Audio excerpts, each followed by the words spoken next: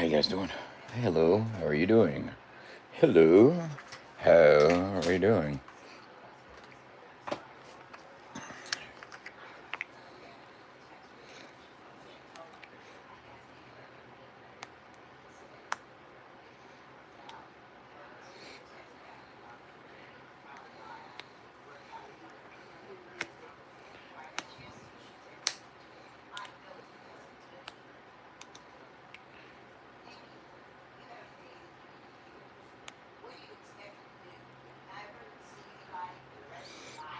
Hey, we need to talk. Uh, but I'm getting ready to speak about a few things. What's up, buddy? Come here. Come here. What's up, buddy? Find yourself a place to sit. Post up.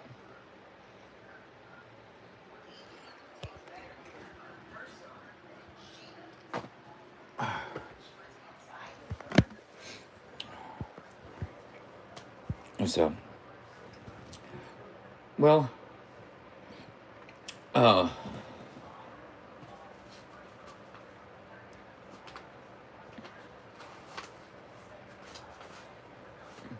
hey, come here. Get up.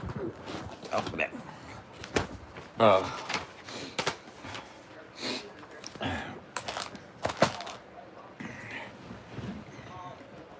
well, I got trolls. You know,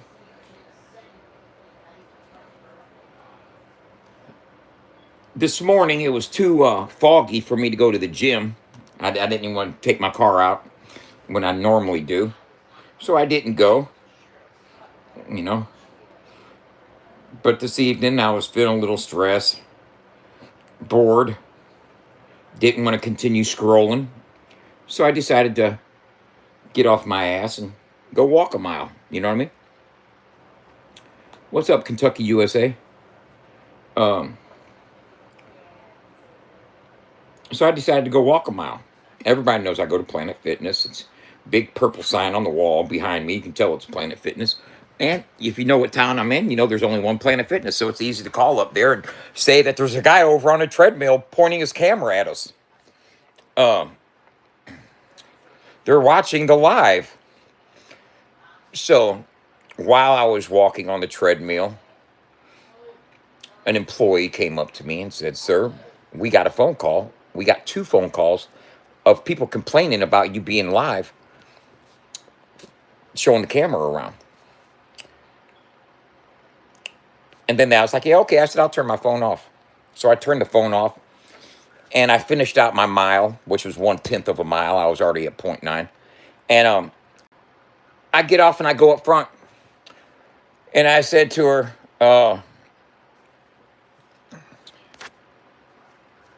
"You got two phone calls, people complaining about me?" I said, "Did anybody in the building come up to the desk complaining about me?" Because I didn't pick up my telephone and wave it around at all. I said, I was live because it's my motivational walk. Let's walk about it. I said, but I wasn't moving the phone around. I said, you got two phone calls. What? Those are trolls. Those are my haters stirring shit. I said, nobody came up here and complained.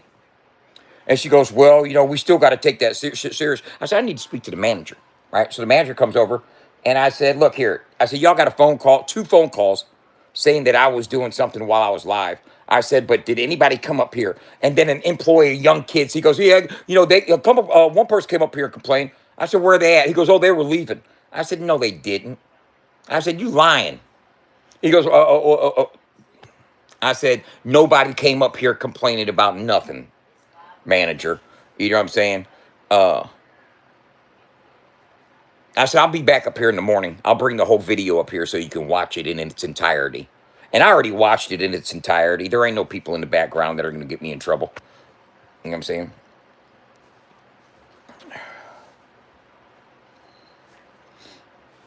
So, let me process that real quick. Right? Process it.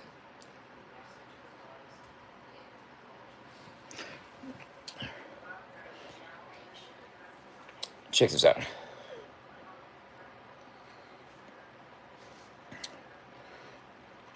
Uh, no. Uh, well, here you go, Mike Hawk. There you go. Uh, that's not their policy at all. Uh, and I told them that, and they knew that. All right. So now there's three things that happened that I had no control over. Okay. There's three things. No, I don't smoke cigarettes. There's three things that occurred that I have no control over.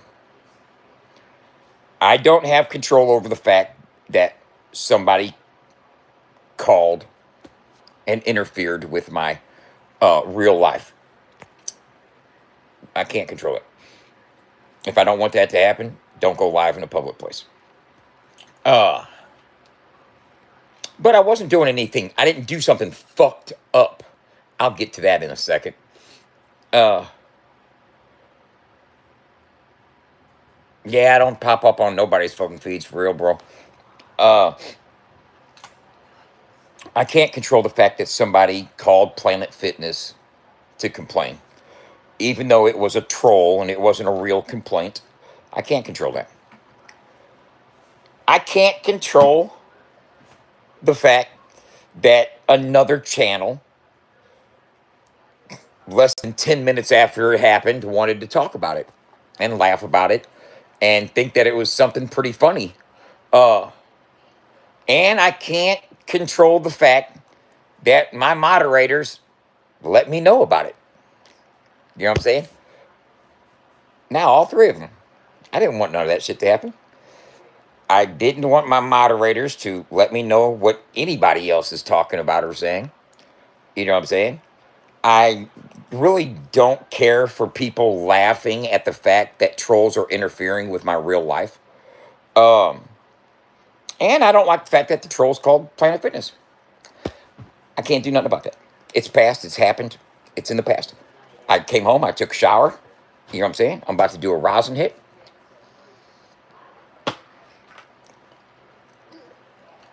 And I'll just say that there's lines, y'all. There's lines that people cross willingly. There's lines that people just refuse to cross because they have morals about themselves. And there's, things that some people think are funny. Some people don't think they're very funny. You know what I'm saying? To each their own. To each their own. I can't control what people think are funny or what people don't think are funny. You know, a troll calling a place in public to get you fucked with, get you kicked out of restaurants, fucking get you kicked out of Planet, all that type of shit. You know, when trolls do that to interfere with your real life, it comes with the territory. You know what I'm saying? You have to suck it up, buttercup, you know? But when that's coupled with other content creators, laughing about it, thinking that it's just funny that that type of shit happens, that's weird. That's weird. I'm not going to draw off of it too long because I'm in recovery from that. Yeah, it was hilarious. One of the most hilarious things that's happened recently. Um, but oh well.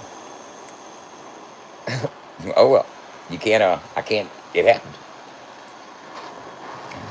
Think about it. It was fucking funny as fuck, huh? Yeah.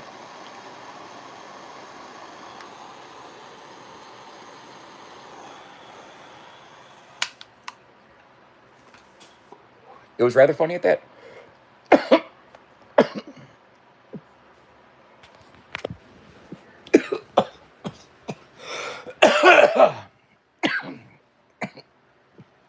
No, I'm not.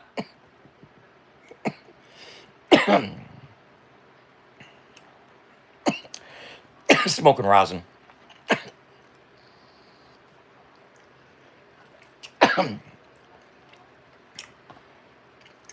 just trying to figure out what part so I can laugh, so I can have a good laugh myself. I'm just trying to figure out what part was the funny part because they didn't ask me to leave, right? They didn't ask me to leave or anything. I said I'll turn my phone off. I turned the phone off. I finished walking my mile, and then I went up to the front. Um,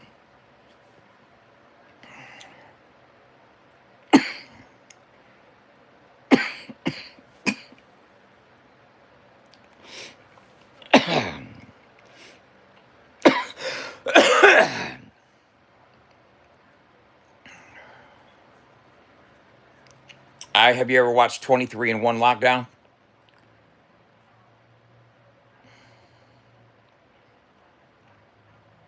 Mhm. I look like the grandpa from Up. I've heard that before. I've heard that. I have heard that. If you've seen 23 and One Lockdown, I've done two interviews with Josh Death.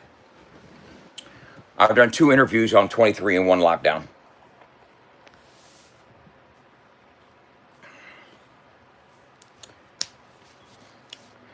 But no, I mean, some people think it's cool. Some people think that's funny.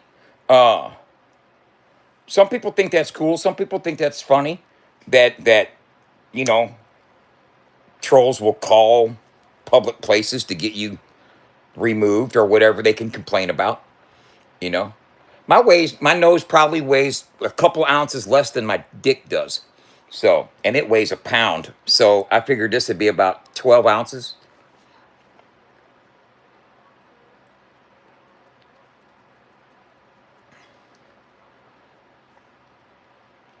I look like Joe Biden, really. Uh,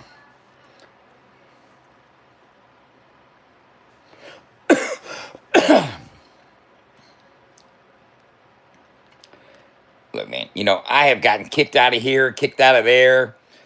We've had restaurants called on us and saying that we were going to dine and dash before, and the restaurants asked us to pay up front and shit. I've been through all kinds of shit, bro. Yeah, I mean, shit. I guess it is fucking pretty funny now that you look at it.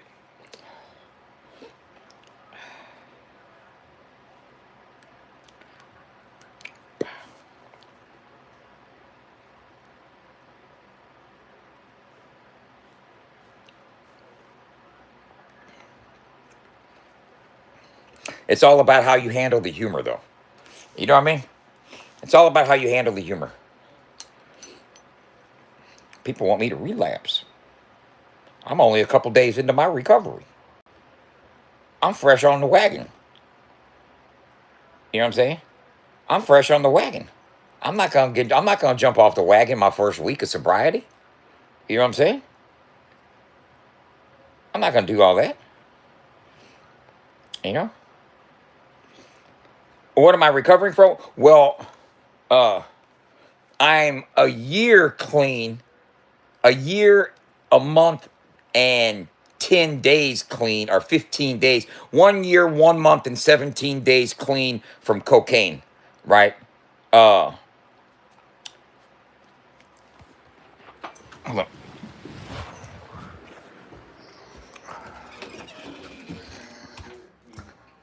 Well, when you first come to a cabin, you gotta kind of inspect it. Guess what? What?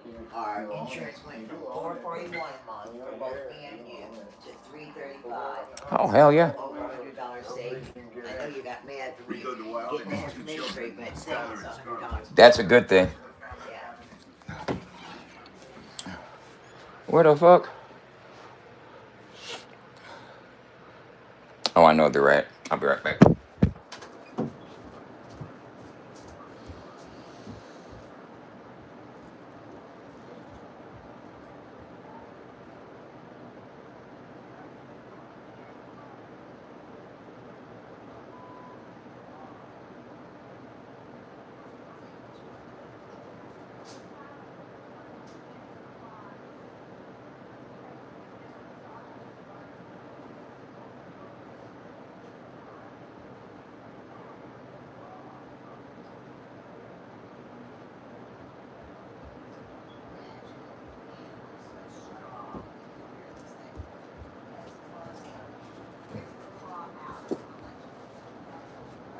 Oh, I know they're at. They're out in the fucking car. Oh, shit. If they're out in the car, I gotta go get them motherfuckers.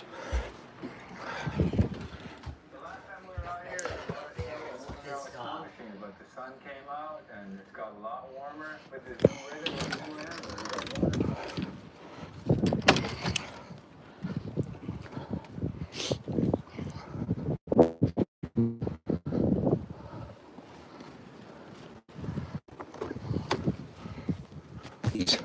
What's up, kitty, kitty, kitty?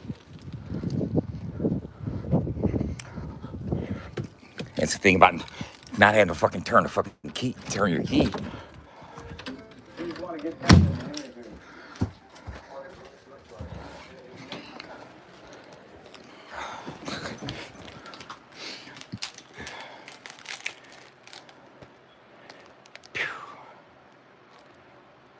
Clean and serene for 1 year. Bow, bow, bow, bow, bow. But, no, I just realized this past week that, I've been addicted to chemicals in your brain chemistry, cortisol, and dopamine, and, the feelings and emotions that they trigger, the spikes, dopamine spikes, cortisol increases that I get from drama, confrontation, confronting trolls, confronting haters, talking to shit, the drama that perpetuated by talking about people and getting talked about and everything that goes on with the fucking day in, day out. Let's talk about a motherfucker shit that goes on. You know what I'm saying? And Aaron, I realized that the role that I was playing in it, however minimal or crucial it was, needed to be addressed in order for me to get happier and grow as an individual and as a business. Sometimes my opinions in outlandish ways are counterproductive, and I need to CEO about it instead of snapping all the time. So I realized that I had an addiction to those brain chemistry changes that I was able to get out of the drama shit, and it's as detrimental as being addicted to a drug, So um,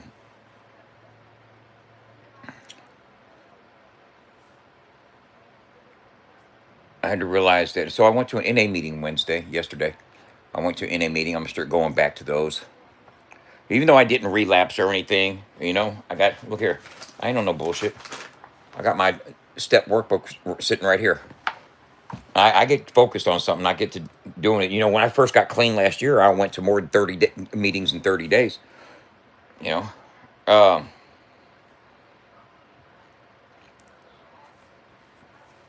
and I can't. That's what's up, man. Keep on, keep on working it, bro. Um, so yeah, I'm not even a week into my recovery from shit talking, and I'm not going to get drawn into it either. I'm not going to. It's not worth it. It won't solve my problems, and acceptance is the answer to all my problems today. You know, uh, I realize that people laugh at other people's hardships sometimes, however hard those hardships may be. But I didn't. I watched the video and I seen what Chop said and I seen what Tim said. They thought it was funny. Uh, oh well, that's them. You know.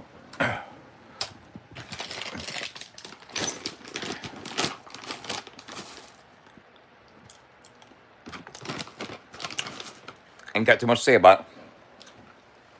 Anything I'll say about it would be misconstrued. So let's figure out the best way we can justify laughing at people interfering with people's real lives. Yeah.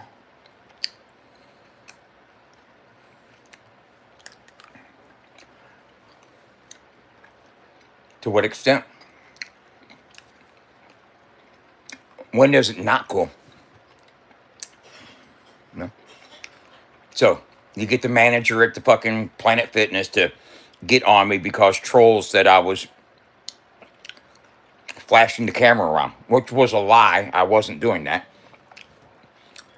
But Chop Easy said, you do stupid shit, you.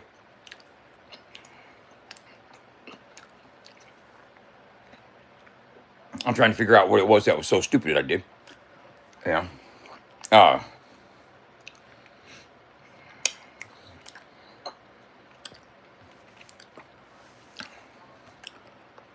but so be it. Oh well.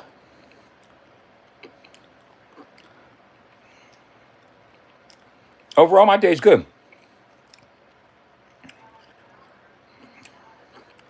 Yep, I had a good day. Keep it up, Billy.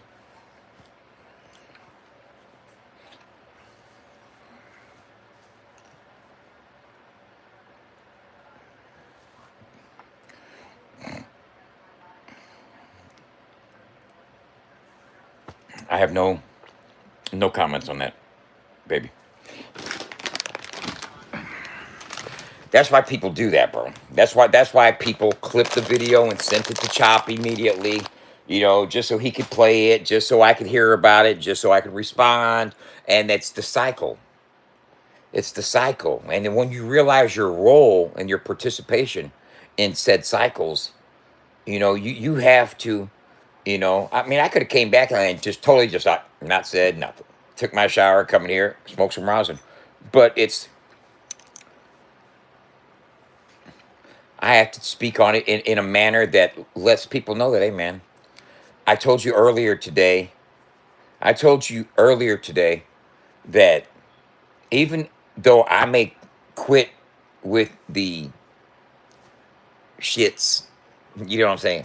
I'm with the shit. Maybe I'm not with the shit. Let's say I quit the shit. That doesn't mean everybody else is. You know what I'm saying? And that's it. Move on. I'm alive.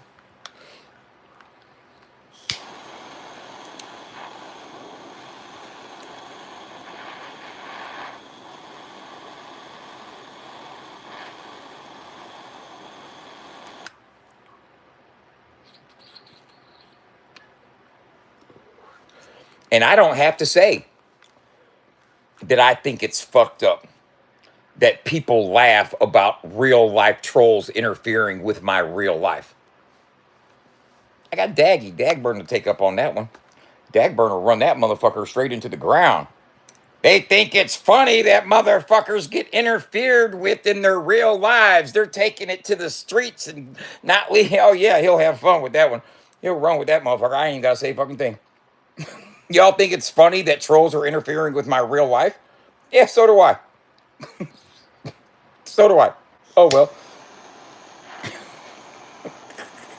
That girl came up to me, oh, sir, I'm like, lady, man, you on some bullshit. I said, did anybody come up here?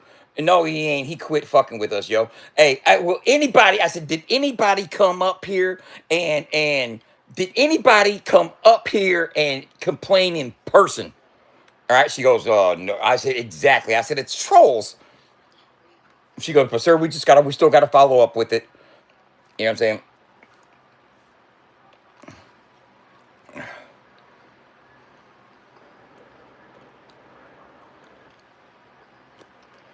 You gotta have super duper thick skin.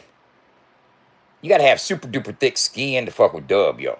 You gonna get these motherfuckers gonna go at you, fucking try to tear you down every which way possible, bro. You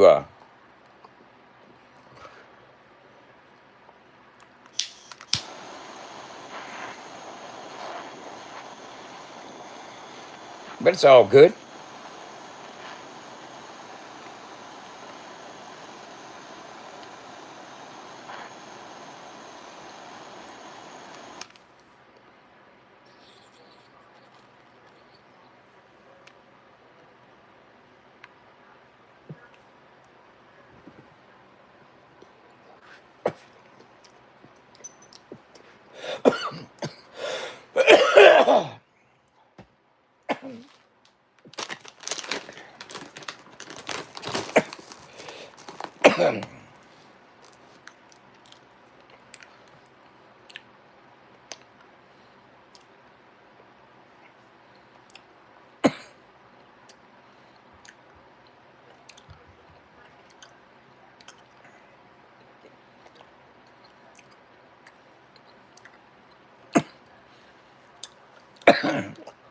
Well, you best believe the same type of people that are calling Planet Fitness,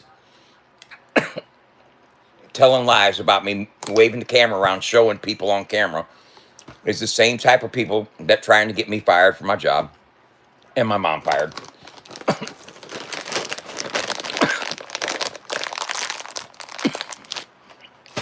But there's levels to it, you know what I'm saying? Trying to get a 73-year-old lady fired from her job is not funny.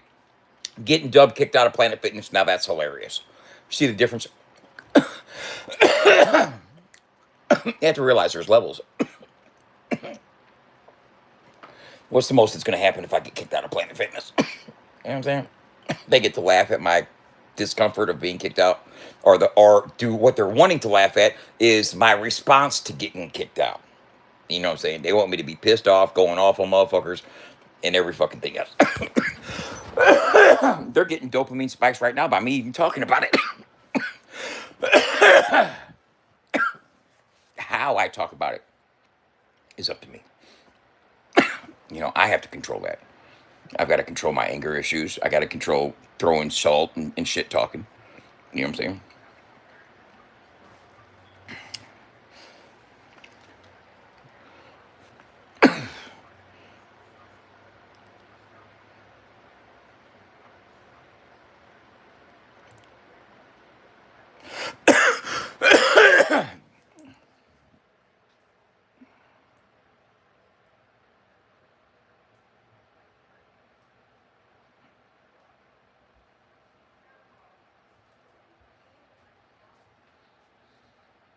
What?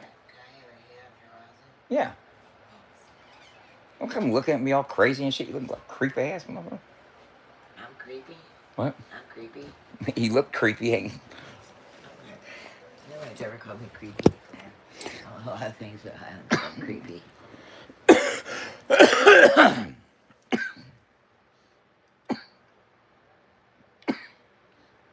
Allison's going to Florida this weekend. Who with? Huh? Who with? Some people from work. She's a work project? Yeah. Yeah. What do you think? She's just going to go there and hang out? I didn't know what they were going for. Maybe a seminar. I don't know. That's why I was asking you.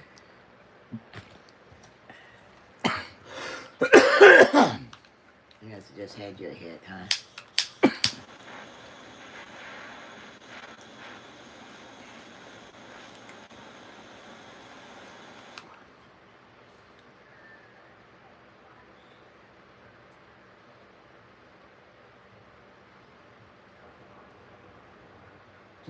Yeah, it's going to fuck you up. I knew that one right there. Yeah. She went for another one. She went for another one. Another one. I was like, yeah, she's three. That's what I get for drinking triple dip. Lord. Does it look like we're smoking meth? Meth? Come on now. I'm 74 years old. You think I can smoke meth? No.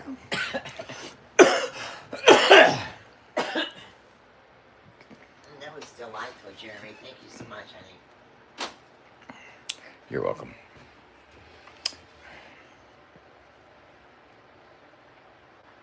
God grant me the serenity to accept the things I cannot change, the courage to change the things I can, and the wisdom to know the difference.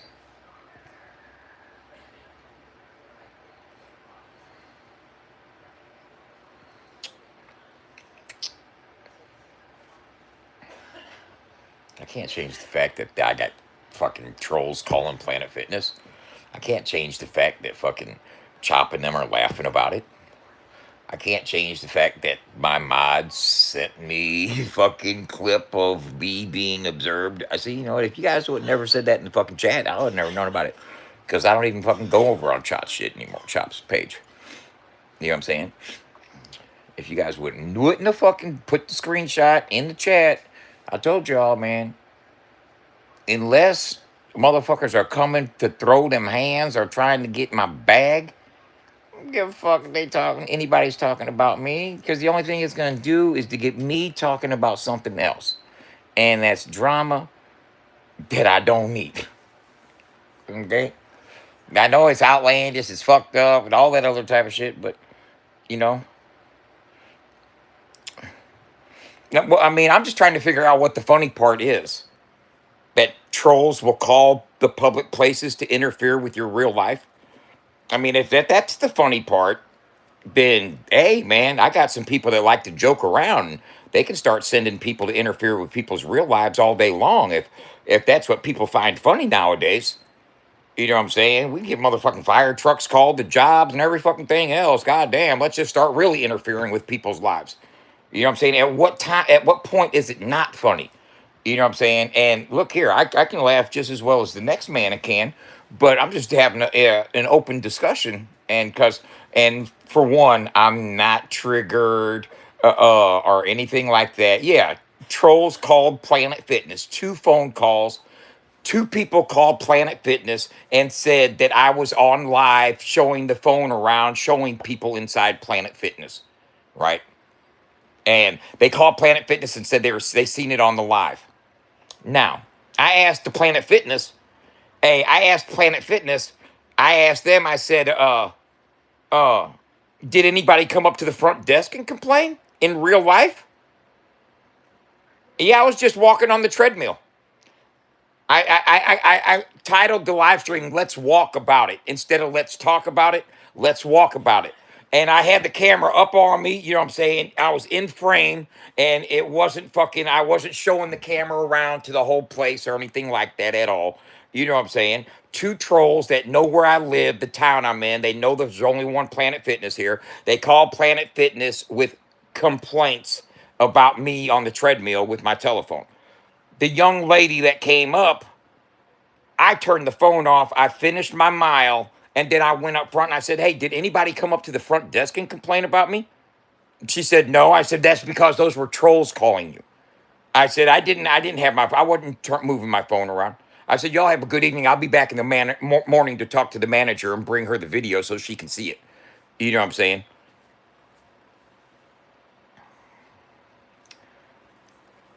Well, you know what? You could have given me your opinion. That just not a good idea. But when you added that dummy in it, that right there was an opinion that wasn't necessary, Josh. You know what I'm saying? It really wasn't. I mean, I didn't video anyone.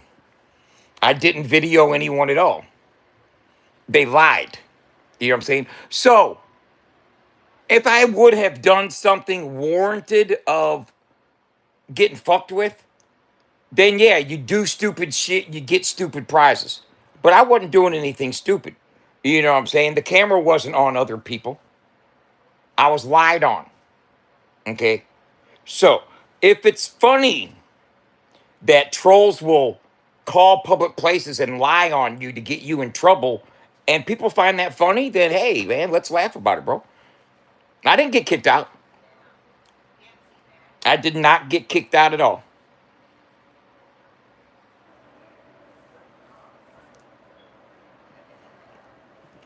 Oh, it's hilarious. Let it, yeah, it's totally hilarious. I'm cool with that. I can't, like I said, I can't alter it. I can't do nothing about it. But since stuff that's not right is funny, at what point does not right not be funny anymore? Because if a little stuff that's not right is funny, then you're really opening up a door to saying that there's a lot of shit that ain't right that can start getting funny. And I'm just glad that I'm in a better place right now, man. Certainly am. Let's do a dab.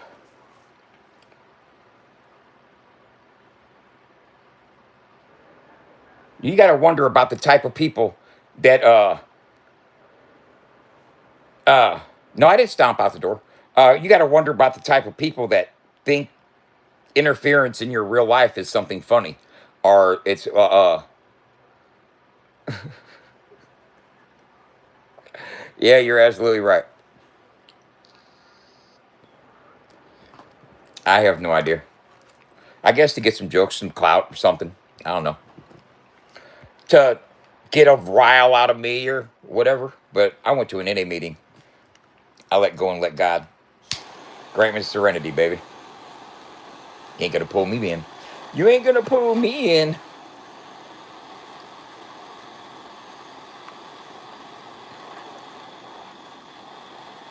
The early 2000s, I was in prison, Mokan, so I really didn't have any inspirations.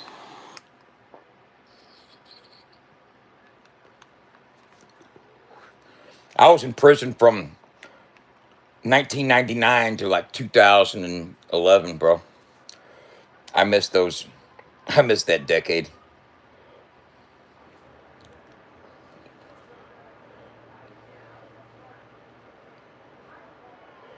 It's always going to be poke the bear, Jenny.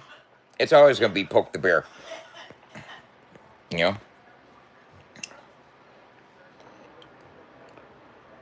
it's how I respond to being poked. I don't need to poke back or anything like that.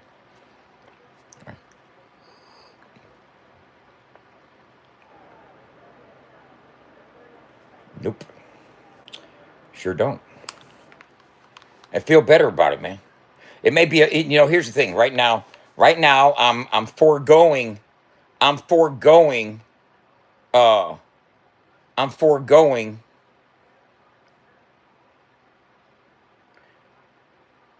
a cortisol spike. There's cortisol and there's dopamine. You have to differentiate between the two and how they interact with your brain chemistry and when they kick in and why they kick in. The cortisol is the defensive. You know what I'm saying? It's when you feel threatened, when you're attacked and you feel defensive and you want to attack back. That is the cortisol. The dopamine spike is the pleasure at getting what you sought, a response. You want a response? Here, I'll give you a fucking response. There you get your dopamine spike. We triggered him. Ah, he's triggered. Look, he's triggered. That's where the dopamine spike comes in. My cortisol spike comes in when I respond to the trigger. Okay, and it's a give and take. I get dopamine by getting somebody to respond to when I talk my shit. I get cortisol release when I get aggressive in defense of, the triggering.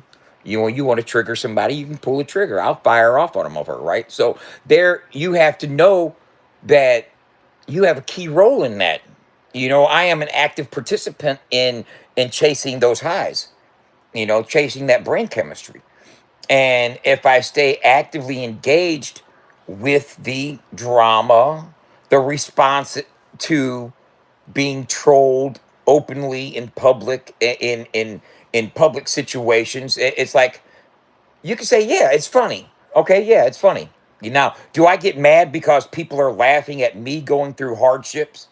You know what I'm saying? Is it that much of a hardship that I got kicked out of the fucking? I didn't get kicked out. She just said something about it. Okay, and I told her I'll turn my phone off.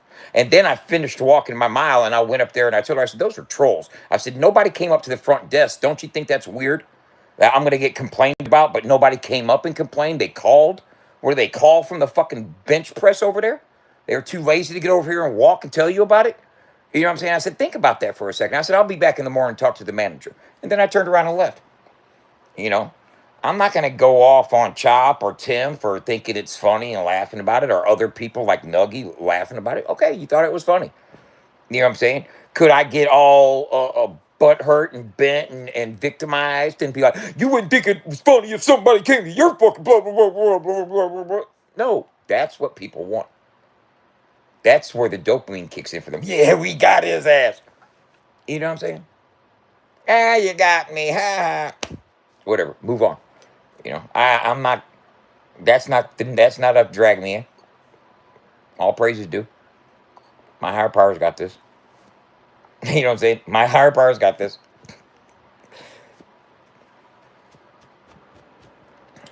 But then you got to wonder, you know what I'm saying? As a community, at what point does the real life tampering turn to that ain't funny no more?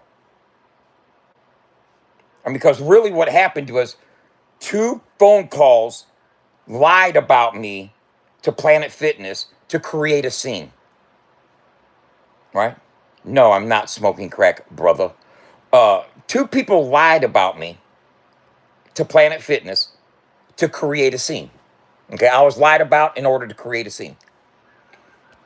And that's deemed funny. Yeah, that was funny, bro. They interfered with your real life. When would it not be funny?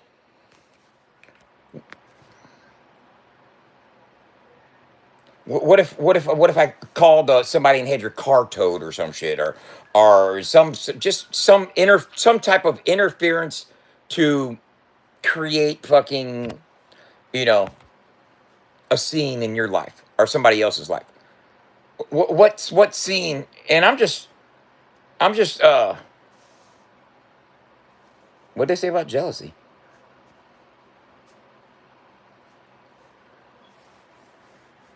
Jelly? I'm not jealous of Tim at all, Nuggy. You didn't have to hide him. Unhide him.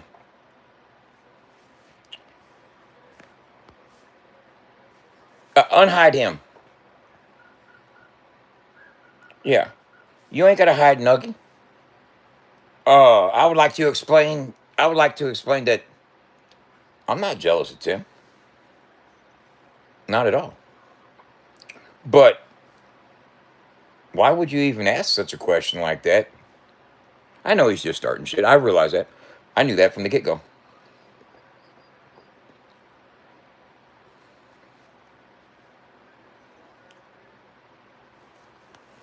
I know that.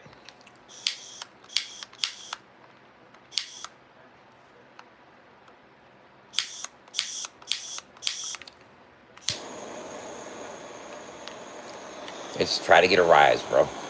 You know what I'm saying? The people just try to get a rise. Well, you made an assumption. You said, why are you? You're assuming that I am. I'm not. Why do you assume that I am? Why are you assuming that I am? Can you answer that question?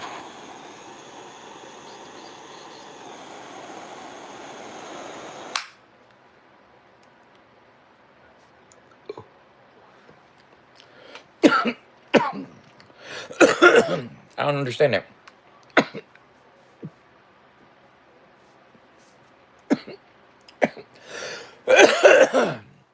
I really don't.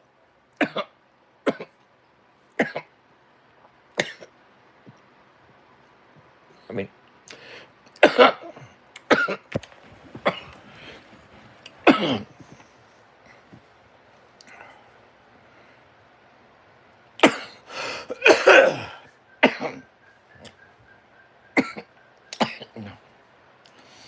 why are you so obsessed with me?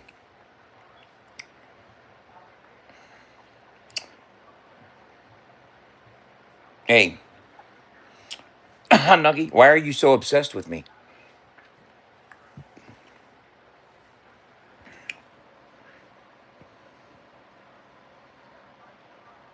Hmm?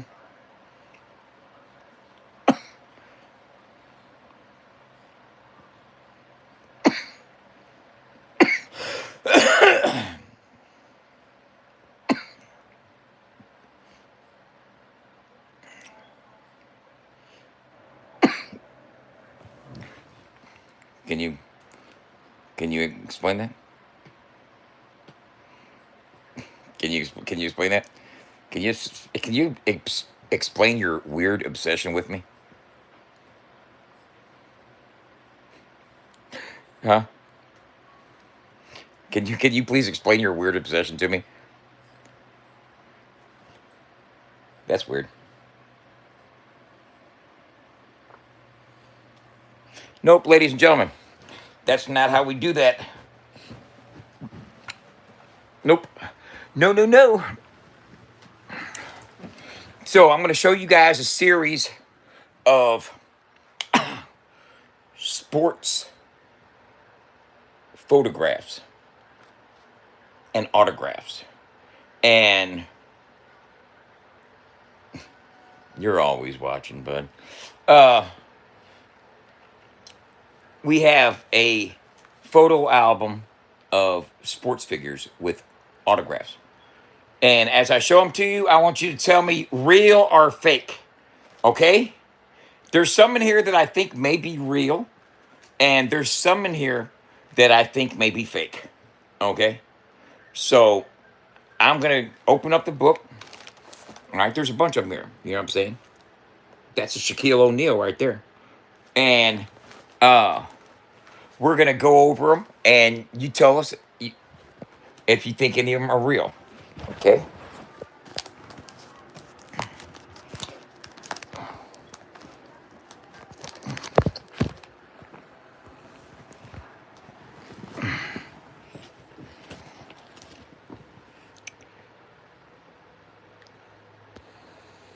Is that Kyle Ripken?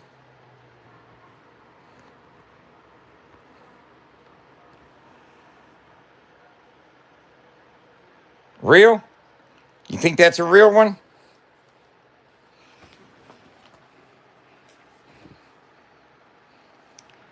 Let's look at this one.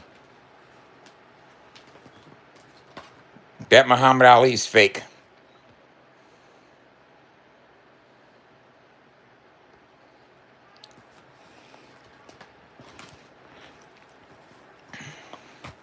What about this Ernie Banks? The reason I think a lot of them are fake because it looks like it's done with the same fucking marker.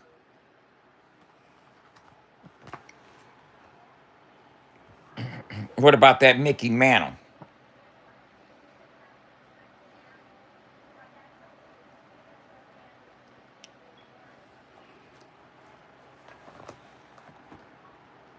Or Joe DiMaggio?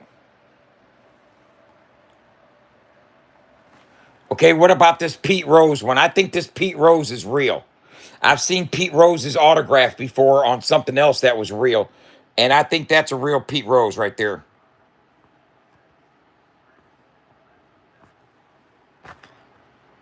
Yeah, I think that Pete Rose is real right there.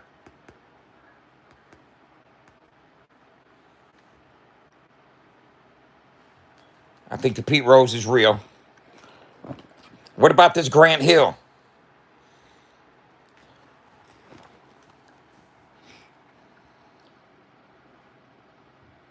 You think the Grant Hill's fake? T-Bone and Amy said real. What's up, Logan? T-Bone and Amy said real. Hold up.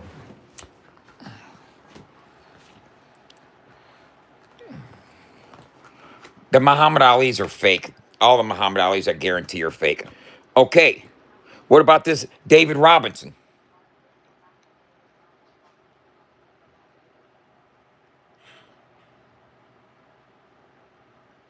What about this David Robinson? Fake, fake. Who's this? Alonzo Mourning. What about that Alonzo Mourning? That Alonzo Mourning could be real. What do you think? No good? Even with that right there?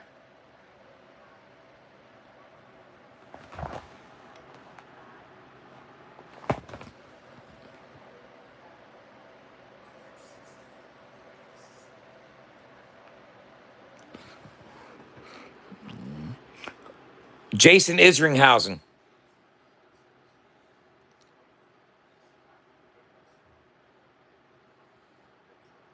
Jason Isringhausen, I believe. Yep.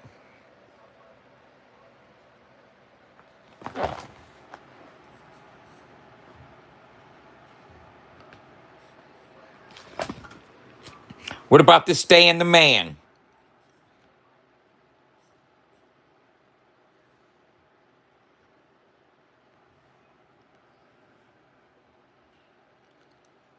What about that Stan the Man?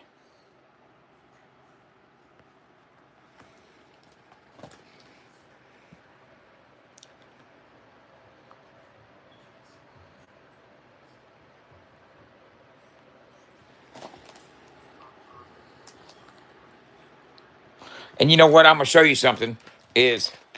Hold up. Shit, where's the one fake one? You see this one right here? The one of David Robinson, right? Doesn't it look? Hey, doesn't it look like the same fucking pen that signed this Shaquille O'Neal? And that's about the same era also. You know what I'm saying? David Robinson right there, and fucking Shaquille O'Neal when he played for Orlando. But you got to realize that this book is from 1995, y'all.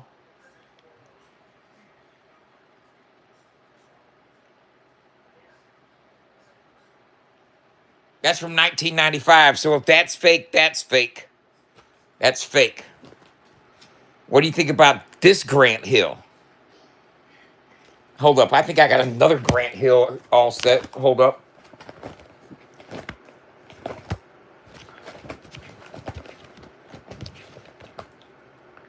That's Alonzo Mourning, Jason Isringhausen, Stan Musial. No, that's the first Grant Hill.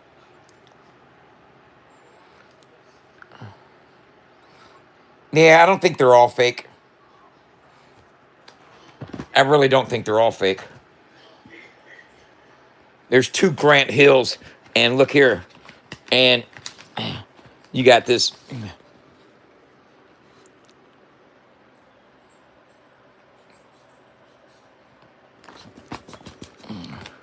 With that right there. Let me look at both Grant Hills.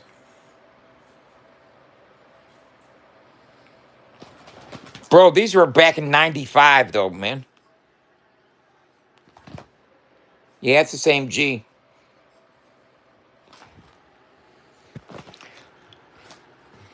Who's that right there?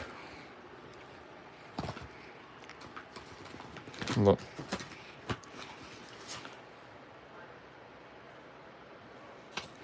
Probably fake as fuck. Let me ask you this. What do you think about that one?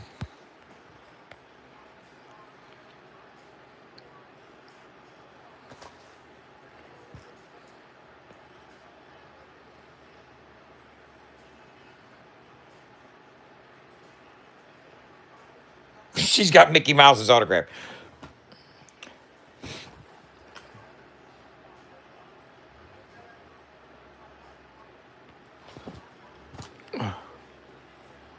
What about this one? Hold on, watch this. I'm gonna take a picture of it, send it to Chat GPT, motherfucker. Chat GPT tell me whatever the fuck I want to know.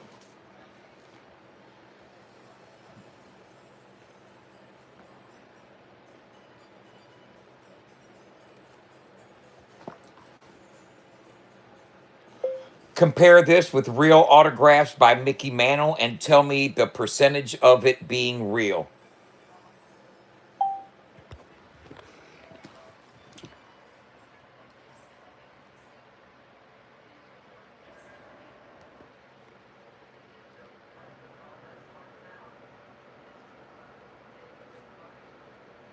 Fuck no, that ain't Mickey Mantle's autograph. Oh, you know what? That might be.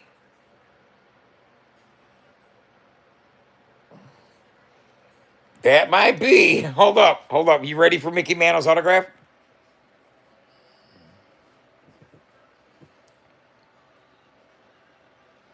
There's Mickey Mantle's autograph.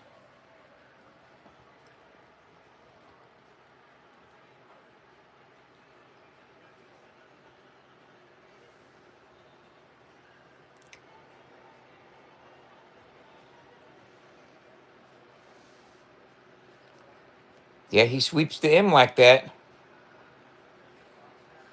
You think it looks like it was copied? Damn, motherfucker. Motherfucker. Okay. Okay, what about this motherfucker here? Enos Slaughter.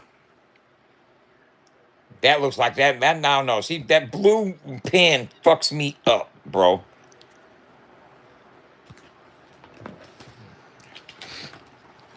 Now, you know the Jordans are fake as fuck.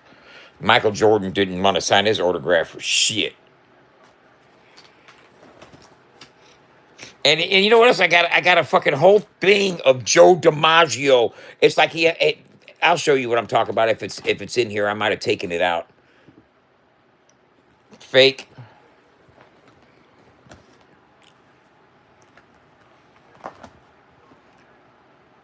Is that Barry?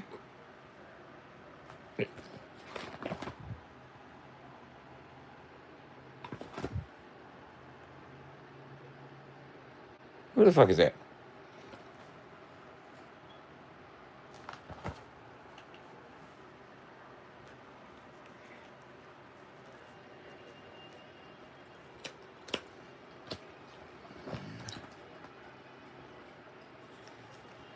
I don't even know who that is.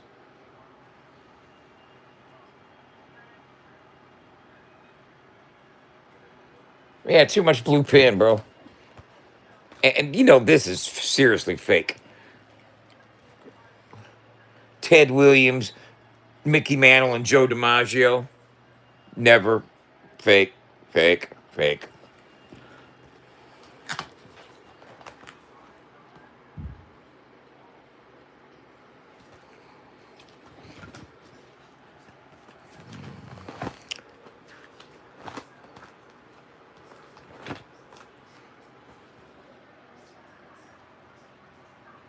That looks like the same Kyle Ripken Jr. from the front.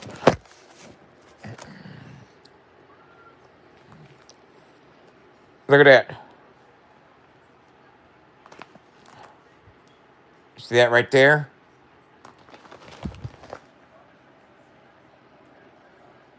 I'll tell you what, if it's the same counterfeiter forger, if it's the same forger, then they did that one and that one.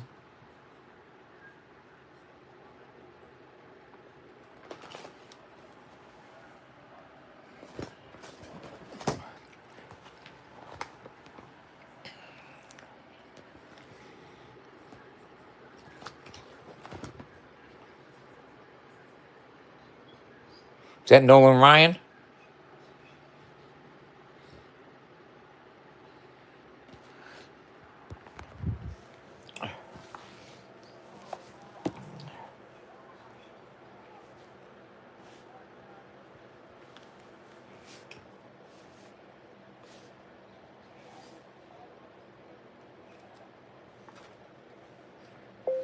Check this against Nolan Ryan.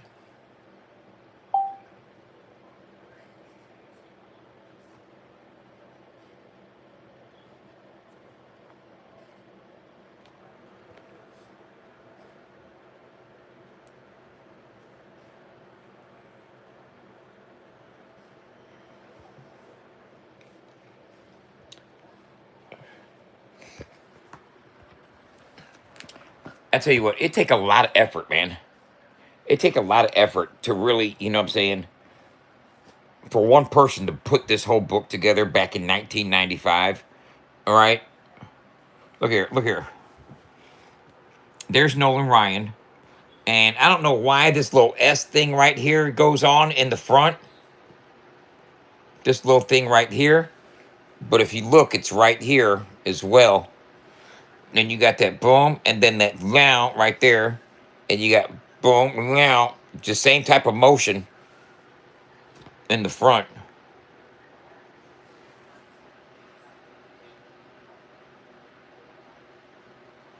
You know what I'm saying? You see that? You got the same type of zoom, zoom, zoom, zoom.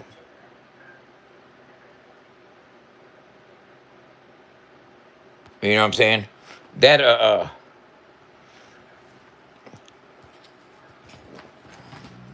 the Michael Jordans are fake. I guarantee that. I don't even question that. That Tim Eaton.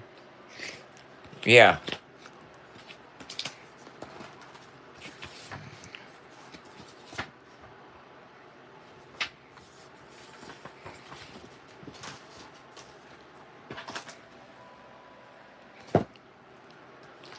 And look here. This is what I was talking about. Look at this.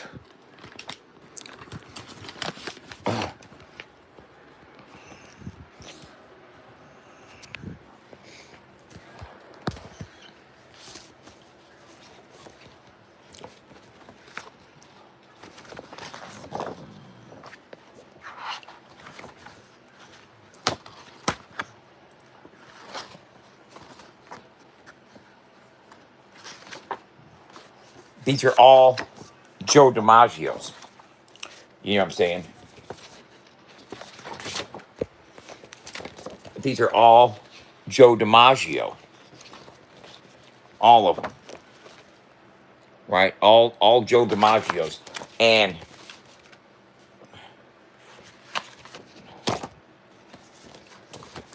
here's what I want to ask.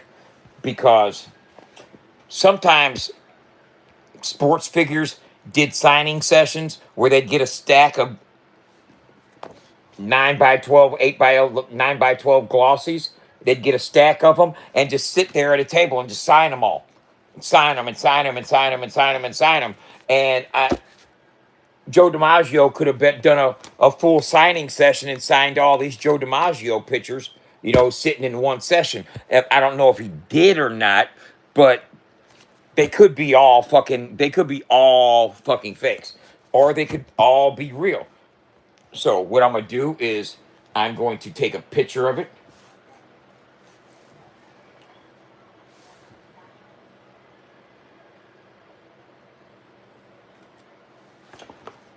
Okay.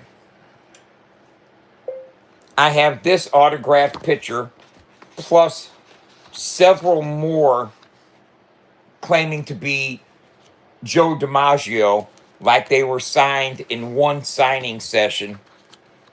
Was Joe ever known to do signing sessions where he signed a stack of photos in one session?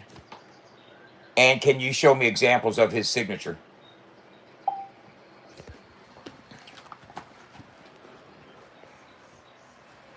Okay. Yes, Joe DiMaggio absolutely participated in organized signing sessions, especially from the 1980s through the 1990s, and this was in 1995. During that era, he was heavily involved in paid memorabilia appearances and private signings, where he would sign large stacks of photos, baseballs, and index cards in one sitting. He was actually known for being very consistent in later life signatures, typically signing in blue felt tip marker, maintaining a clean, elegant cursive style, often signing a high volume at shows and signings.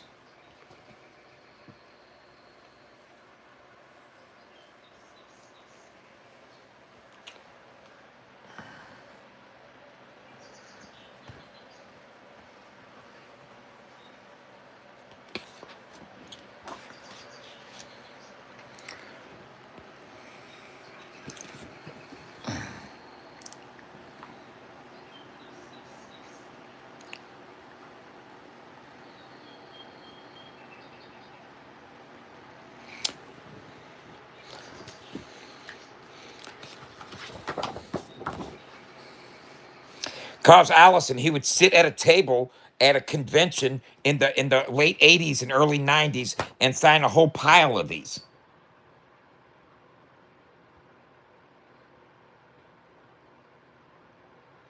You know what I'm saying?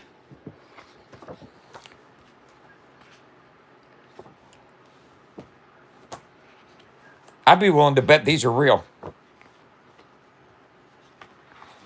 Because what they say? Let's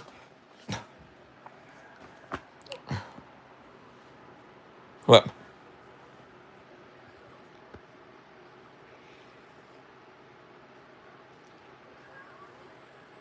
Typically signing in a blue felt tip marker,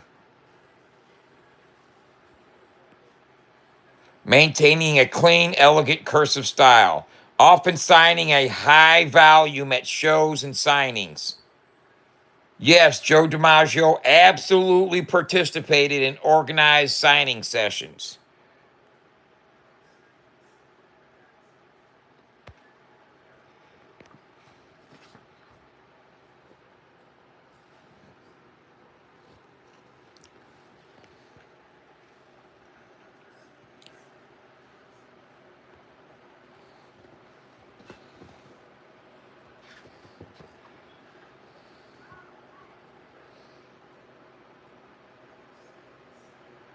I think that's it, y'all. What do you guys think?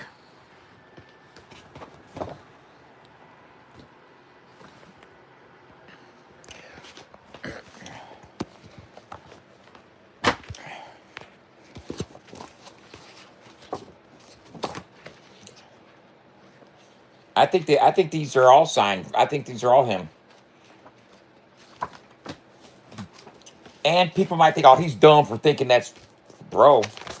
Joe DiMaggio did fucking signing sessions where he'd sign stacks of these. It's documented. And they said he'd use a blue felt tip marker and sign an elegant fucking cursive.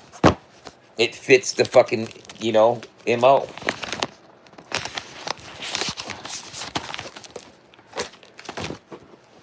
But I got this oh, photo album full of autographs. Some I think might be authentic and some I think are fake. But my question is, why would somebody have uh and some of those certificates of authenticity are from different sources. You know what I'm saying? All I want to know is if you're a collector of anything, why would you collect all fake autographs? I could see you having some fake autographs, but if you're collecting autographs and pictures at all, you would have to assume that some of them are valid and real. Unless you're purposely trying to collect fake autographs. And those are from the late 80s and early 90s. You know what I'm saying? That photo album was from 1995. You know? So, you have to,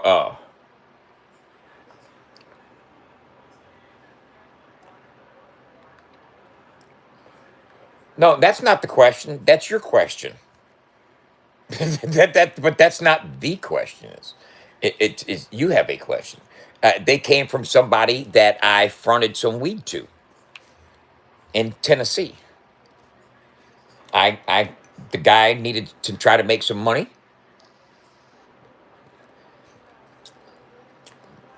and I gave him a little product to work with, and he gave me that photo album as collateral to hold on to until he brought me his money back. He got that when his father passed away. His father passed away, and he had a lot of he was living out of his car, I think, and he had a lot of his stuff in his car. And he's like, man, I can let you hold something. He's like, hey, man, can you front me something? I was like, man, yeah, I ain't trying to do all that. He's like, man, I'll let you hold this. I'll let you hold this, man, blah, blah, blah. So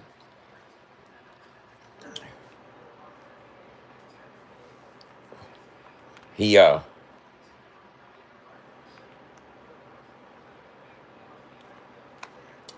know, he got it from he got it after his father passed away, or grandfather or somebody passed away. And I was holding it until he paid me for the weed, and he never brought me back my money.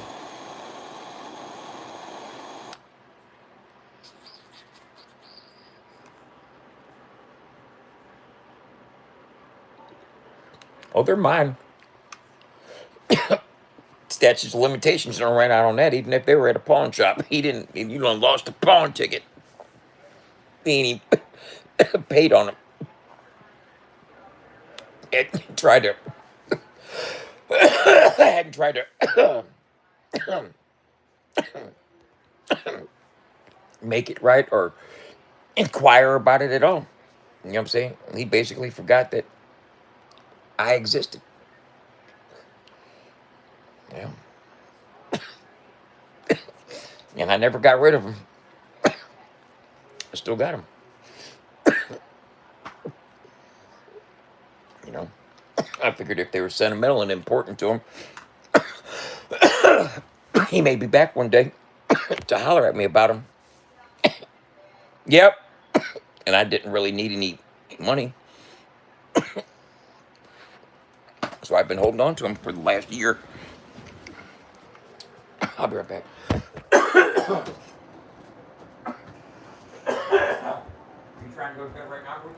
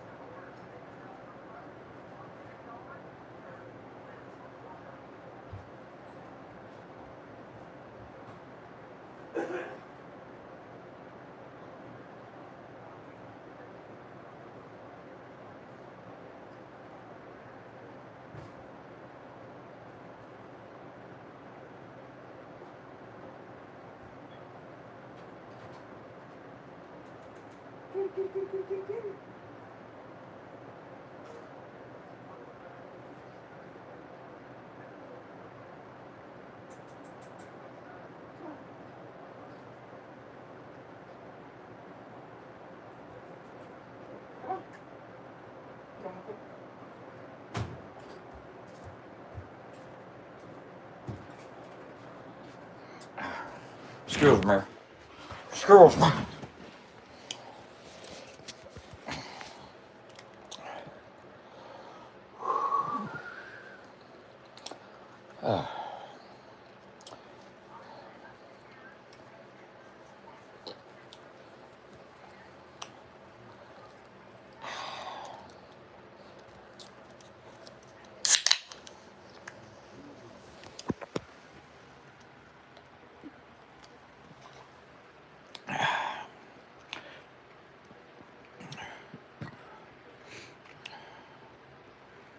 No, I'll probably find somebody that wants to get the whole fucking uh photo album. I take it all and run the risk. And at first glance, you could probably eliminate half the fucking pictures in there. But there's some couple worth though. You got to think that if one of those DiMaggio pictures in that stack is real, then all of them are real. I would think. And I would think they were signed at a signing session like that. And if he was known for doing that, then they're not probably not that valuable. You know what I mean? I don't know, Beep. You have to make me an offer.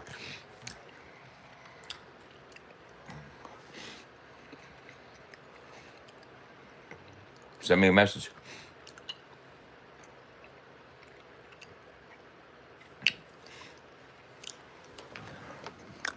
Kitty, kitty, kitty.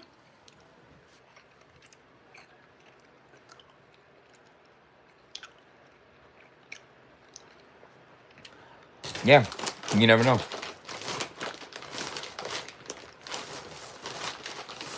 There could be some money in there. It was from 1995. There might be a couple things in there worth a couple dollars. You never know.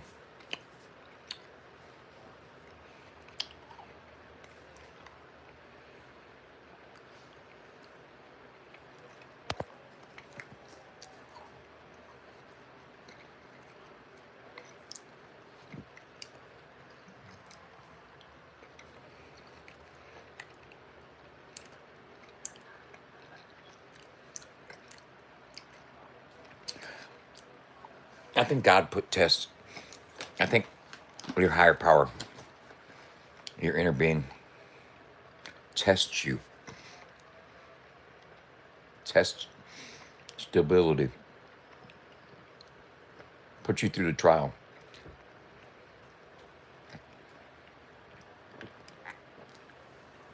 You know,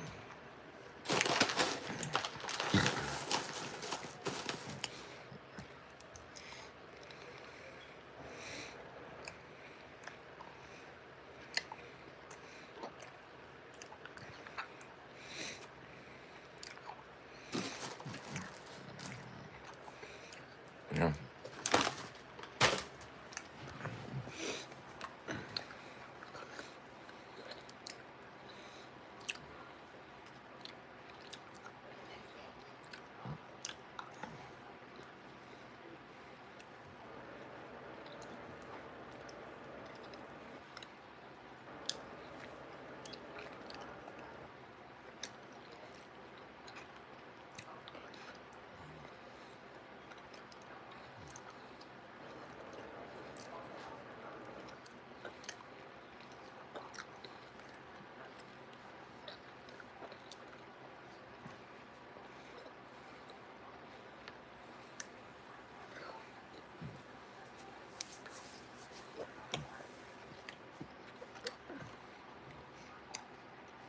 I tell you,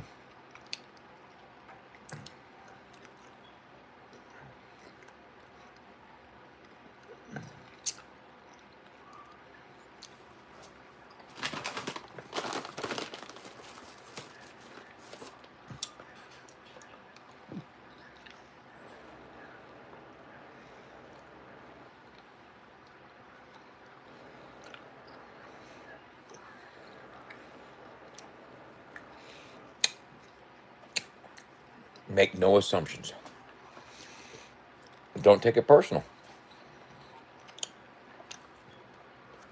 Keep your word impeccable and do your best. Or try to. You know what I mean?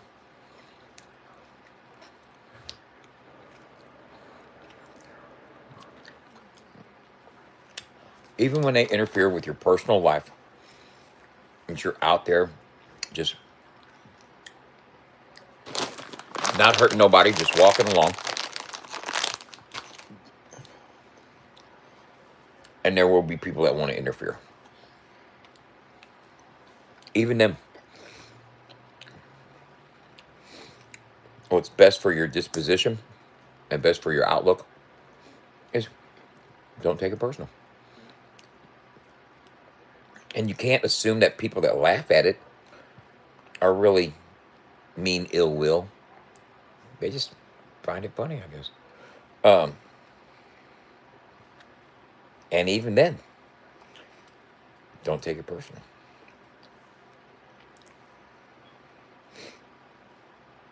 Because when you do that and you don't take it personal and you don't assume, then guess what? You're alleviating a lot of unnecessary stress and issue, conflict. You know,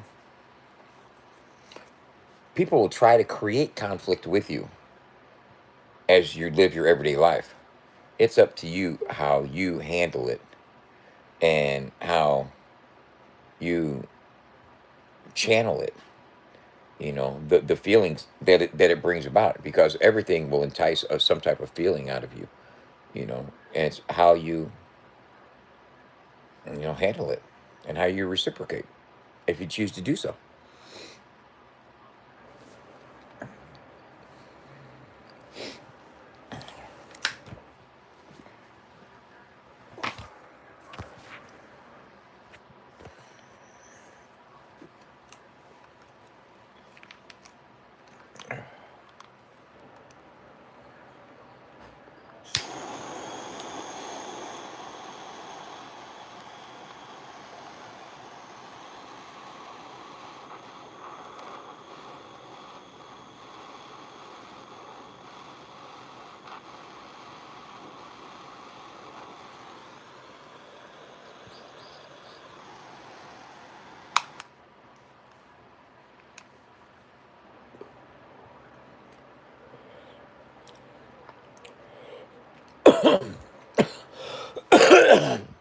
What should my response to such situations be? You know,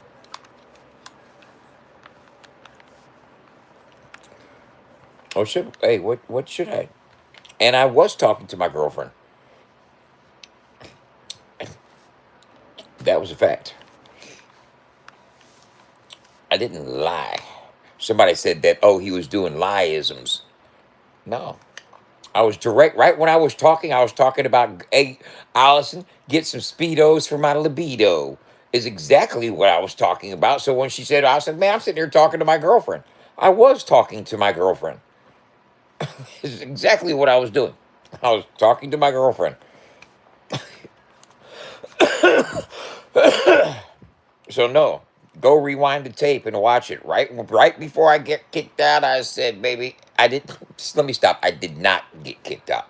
For one, you can ask Allison; she's already called up there. I did not get kicked out of the place.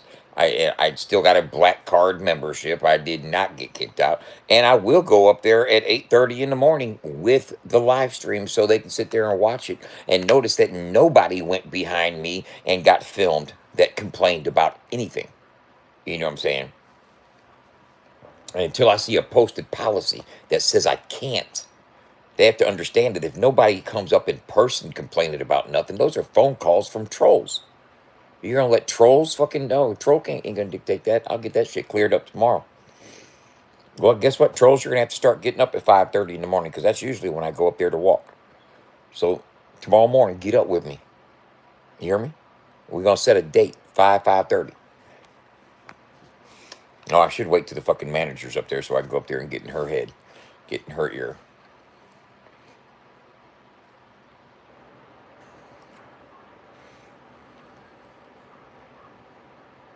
And then here's how a troll will justify. Well, you shouldn't be doing it. So that's why I'm getting you. That's why you know what I'm saying. I'm going to interfere with your life. But you know what? If you didn't interfere with my life, it wouldn't matter what the fuck. You know what I mean? I could see if I was actually doing some fucked up shit, like filming other people in the gym, but I wasn't. I wasn't like, look at that girl, look at that person, look at that. I wasn't doing none of that. The camera was on me. I was walking. That was it. You know what I'm saying? But now that I'm talking about it, it's giving whoever called the fucking Planet Fitness dopamine pumps. They're getting shot up with it. They're getting their fix. You know what I'm saying? Yeah, we triggered. Yeah, look, he's triggered. No, I'm not triggered. I take it in stride, bud. I seriously take life in stride. Because you know, at any minute, they can come tell you to pack your shit. You know what I'm saying? That's the type of fucking environment I'm accustomed to. Garnier, pack your shit. You're leaving. Oh, fuck. You know what I'm saying? So, don't get comfortable. Motherfuckers gonna try to fuck with your serenity and your.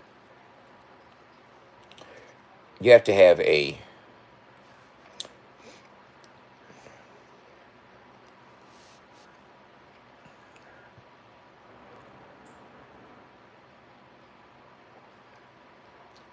What can a motherfucker do by getting mad about something like that?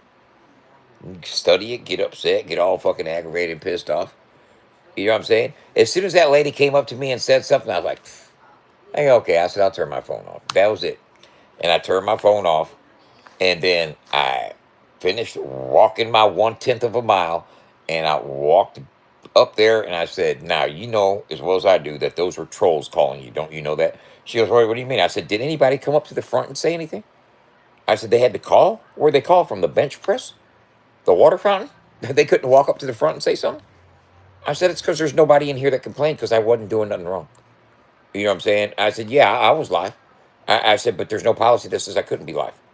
You know, I said, that's, it was my life. It was titled, Let's Walk About It. I said, I motivate people. I'm a motivational speaker. I'm a content creator. You know what I'm saying? You know the times. You see content creators. You know what the fuck is going on. I said, nobody in person came up here. And I said, that's all right. You know what I'm saying? And I left. And as far as Any other channels wanting to watch it and laugh about what happened, that's on them. You know, that's on them. If it was funny to you, it was funny. Laugh. I never want to hinder anybody from laughing. If somebody thinks something's funny, laugh your ass off. Enjoy yourself.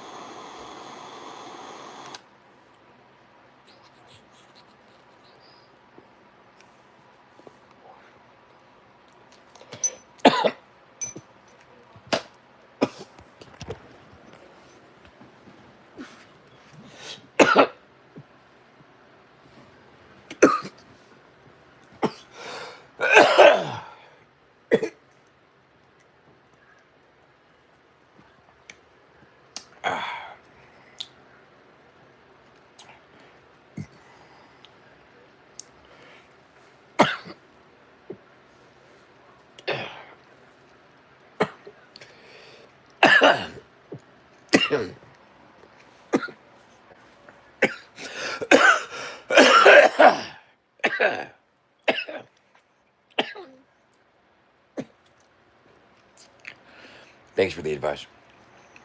Appreciate that. Good looking up. I'll take that into consideration.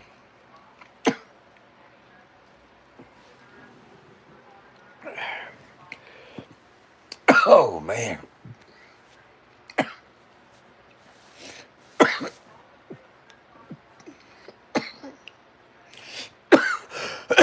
I just did one.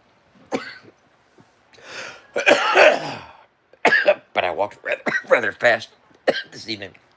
Faster than I normally do.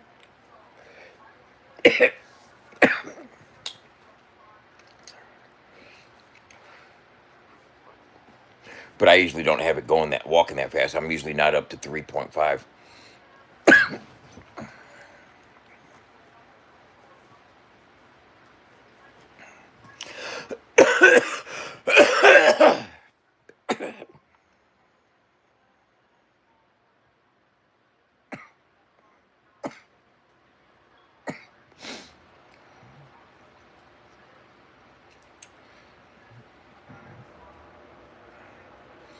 I am.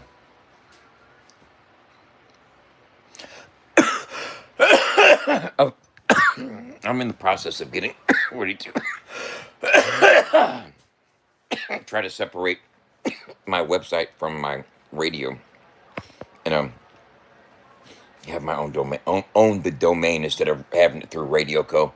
But I think I'm just gonna keep that website through Radio Co. and just build the native app. That's right.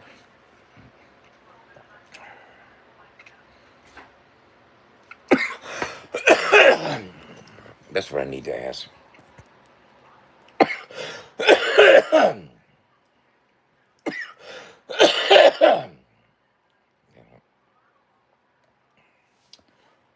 Oh.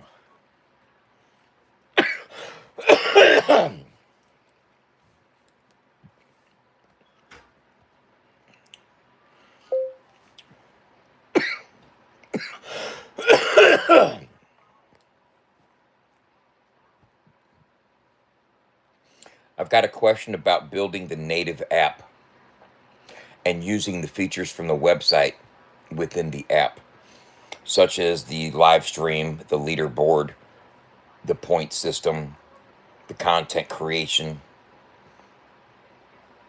and the radio player.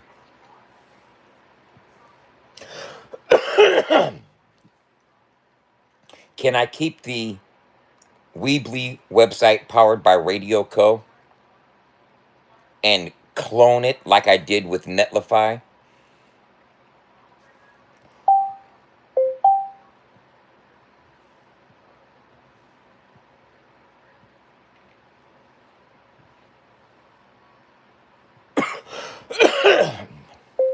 And then create the app out of the clone and have it separate from the website?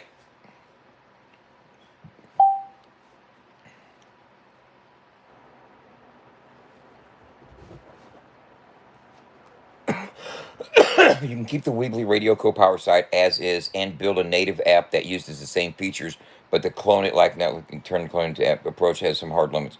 Okay, here's the clean truth. Why the Netlify style clone won't work the way you hope.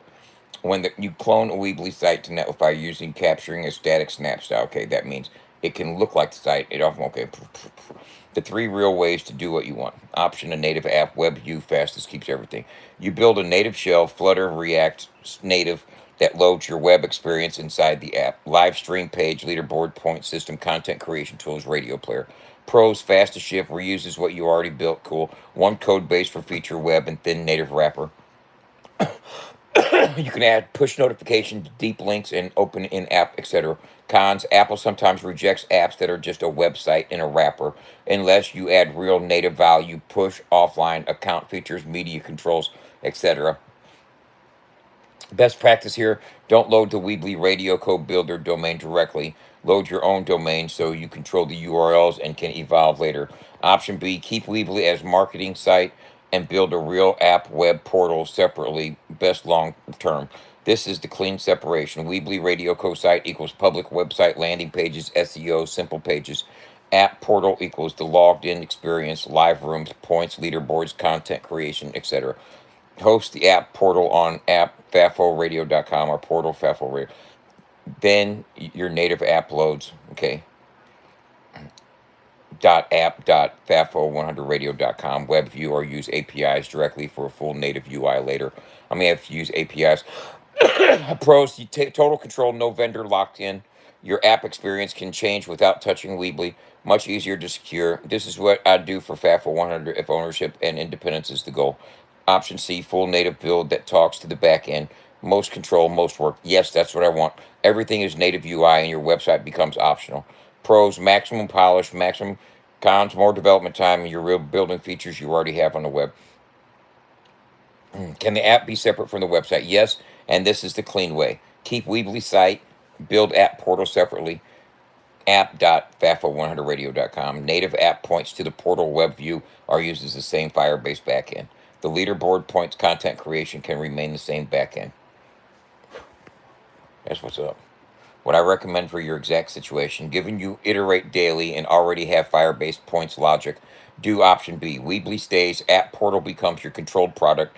Then you can still wrap the portal in a native shell now and later convert pages one by one into true native screens. That gives you ownership, no lock-in, no constant recloning, a real app product path. Concrete next steps, no extra questions needed. Put your domain DNS under your control, Cloudflare ideally. Create a new host for the app portal. Netlify, Vercel, Cloudflare pages, your call. Well, since I'm already on Cloudflare, since I already have a pro plan with Cloudflare, wouldn't it be feasible that I go with the Cloudflare pages so I can keep everything under one roof? Yes, Cloudflare pages is absolutely feasible, and it's actually a clean one roof move for the parts that are a real website app portal. Just one important clarification: Cloudflare Pro doesn't include pages in a way that replaces everything else. Pages is a separate product that works great with your pro plan. Same account, same dashboard, same DMS, same security edge. So you still get the under the one roof benefit. What Cloudflare pages is great for FAFO 100, hosting your app portal at something like app.fafo100radio.com, hosting static JS heavy front end that talks to Firebase leaderboard, keeps DNS security and hosting all in Cloudflare, super fast global delivery and easy rollbacks, works beautifully with Cloudflare workers in front of Firebase other APIs if you want extra control. This fits your ownership and independence goal perfectly. What Pages it is not by itself. Cloudflare Pages is mainly for front-end hosting. If you need server-side logic, you pair it with Cloudflare workers, API layers, tokens, rate limits, signed URLs, or Firebase functions, your backend. Think Pages equal the building front end, workers equal the bouncer security desk, edge logic. The one roof architecture I'd recommend for you: domain plus DMS Cloudflare. Marketing site optional. Weebly Radio Co stays on www.fafo100radio.com for now. App portal, Cloudflare pages on app. Cool. Security and gating, Cloudflare WAF rules, optional workers, data authorization, Firebase already my stack. That's already my stack. This is you control the domain, you control the app experience. Radio Code becomes just the stream provider. The only real gotcha if your current Weebly site is the main site and you want everything under pages immediately, Weebly is not something you run inside Cloudflare pages. You either keep Weebly on www and put pages on app, or you fully migrate the website to pages, which is doable, but it's a real rebuild. Oh my God. Best move right now, keep Weebly as the public site temporarily and build the real product portal on pages. I'll have to do that. Why this is better than cloning to Netlify. You're not scraping a snapshot, you're building the portal as its own product. Updates become controlled deploys, Git-based or direct uploads. You can roll back instantly if something breaks. Your quickest path, no big rebuild. Put your domain on Cloudflare DNS if it isn't already. Create a pages project for the portal. Deploy a simple portal shell, home, listen live, leaderboard points, submit content. Point app.fafa100radio.com to pages. Make the native app load app. Okay. Bottom line, if your goal is one roof and ownership and future-proof, Cloudflare pages in your domain and Firebase backend is a strong, scalable foundation. If you want, I can give you the exact recommended subdomain layouts and DNS records. This could be like a rebuild. I mean, not a complete rebuild. Maybe a complete rebuild. It is a rebuild. It is a rebuild. It is a rebuild. Oh my God. And the only thing I'm fucking concerned about is fucking the yearbook for the most part, bro. There's like over 150 artists, with photos and bios and videos and links to their socials and all that. That's a lot of fucking work, man. I've spent hours doing that shit. You know what I'm saying? Don't give me no motherfucking credit. Don't you do it. Please, don't. I don't need no pats on the back. Fuck. I spent hours doing that shit, but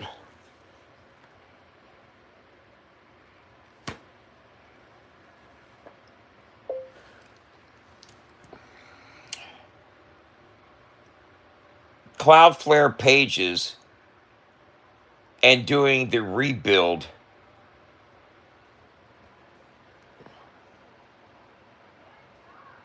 / port is taking on a heavy assignment, especially with the yearbook and all the links and JPEGs and video URL embeds that we have.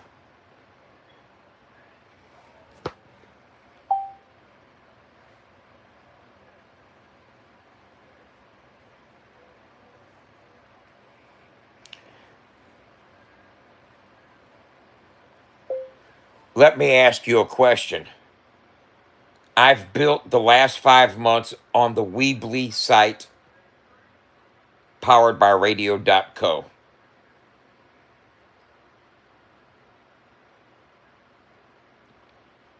For the future of the company and valuation and for positioning, do you recommend that we go with the Cloudflare pages, domain, and Firebase backend? And if so, on a scale of difficulty 1 to 10, knowing what we have already built and what I've been capable of doing with your assistance, what would you scale it at?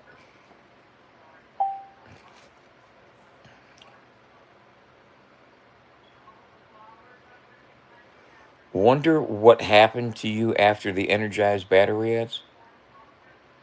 I don't know.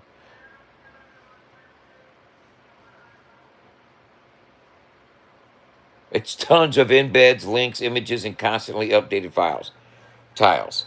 Do I recommend moving to Cloudflare domain? Yes, but not as a big bang rebuild. I recommend it as a phased migration where Weebly RadioCo stays the public marketing hub while it's working. Cloudflare pages becomes the app portal product layer. that holds the stuff that drives valuation: accounts, points, leaderboard, gated live rooms, creator tools. Over time, the high value pages migrate when it's worth it. That gives you the ownership story for investors without nuking 5 months of work. Why this is the right positioning move, valuation wise. Investors care that you own the domain, you own the user system and data, you own the product experience. Vendors are replaceable. Radio Co equals utility. A Weebly site inside a vendor bundle reads like platform dependent. A Cloudflare plus Firebase portal reads like platform owned product. Difficulty score 1 through 10. Given what you've already built and what you've been capable of doing with my help, a full rebuild port of the entire Weebly site to Pages is an 8.5 out of 10. Because of the yearbook scale and content, embeds constant iteration, and keeping links stable, it's not hard coding, it's volume plus QA plus migration discipline. Phased approach recommended: build app portal on Pages while keeping Weebly live. That's a 4.5 out of 10. You're not recreating everything, you're building a smaller set of pages that matter most to the product. It fits your current workflow and reduces risk. Ultralight approach, native app web view, wrapping your existing Weebly site. Ultralight approach, a native app web view, wrapping your existing Weebly site. That's a 2.5 out of 10. It's the fastest but weakest ownership independent story long term, unless domain DNS is yours and you add server side gating. The practical recommendation for your reality: if you're worried about workload, do this. Phase 1, low pain, high payoff. You own the domain plus DNS Cloudflare. Keep Weebly site running.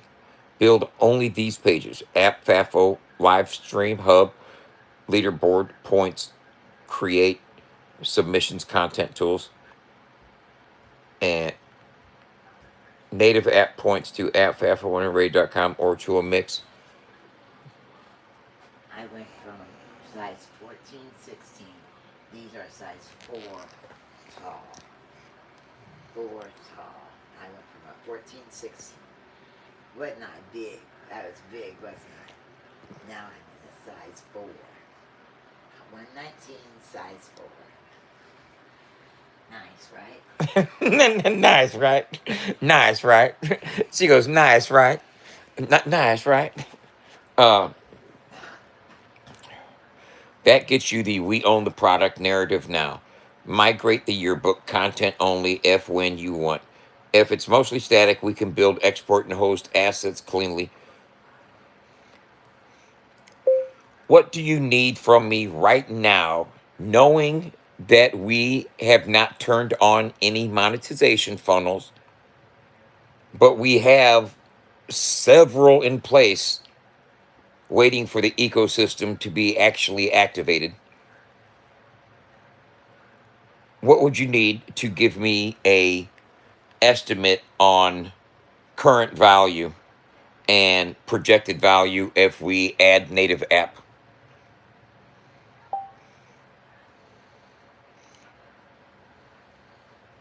Love this question. This is exactly how founders should be thinking. Exactly. Audience and growth metrics, mostly important. From Radio Co, monthly active users, daily active users, average session duration, total listening hours, lifetime.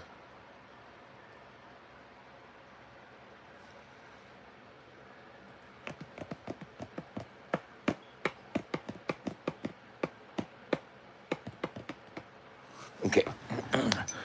Here's what I gotta do. Here's what the fuck I gotta do. Here's what the fuck I gotta do.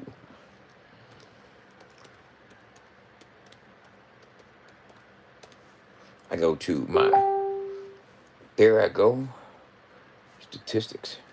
I go to historical.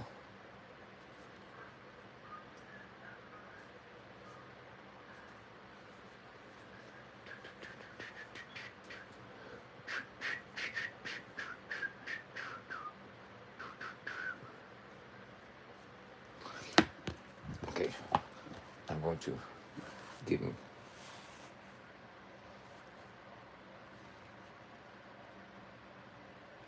Getting that one. Getting.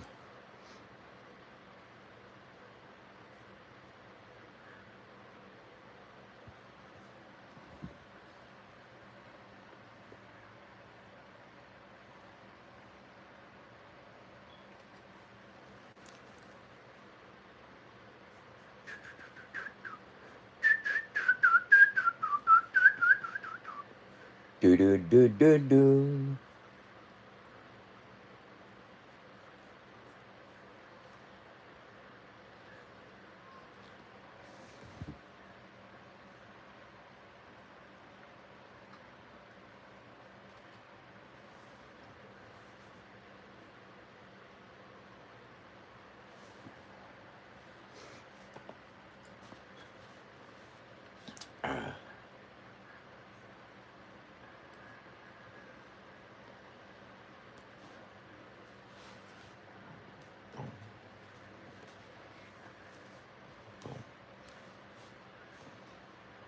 Customize it.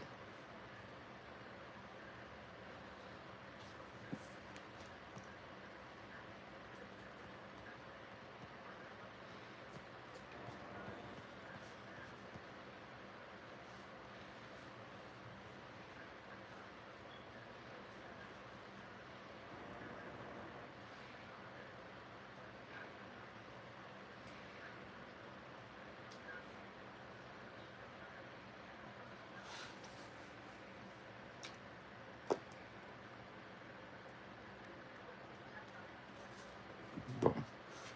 What did he need? What else did he need?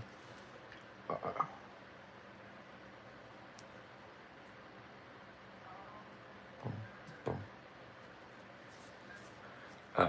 Okay, yeah, the monthly active. Duh, I got it. Boom.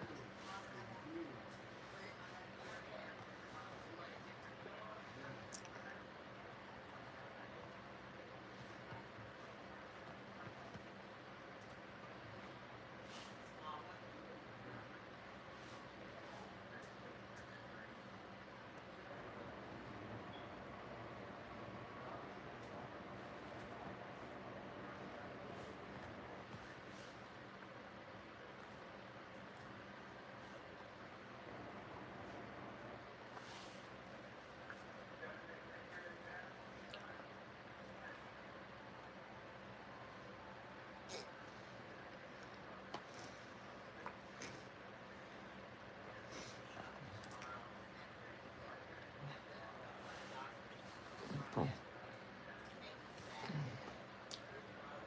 boom,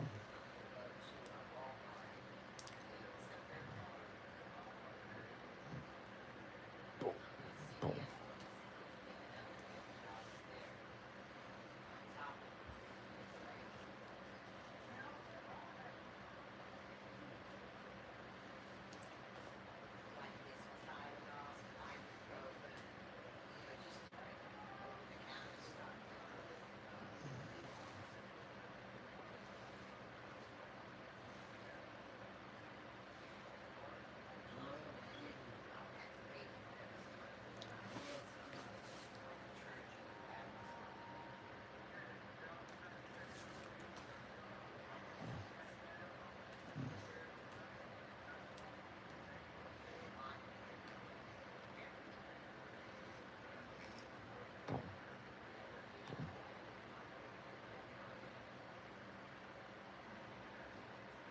Okay, what else? Concurrent listener piece. Monthly.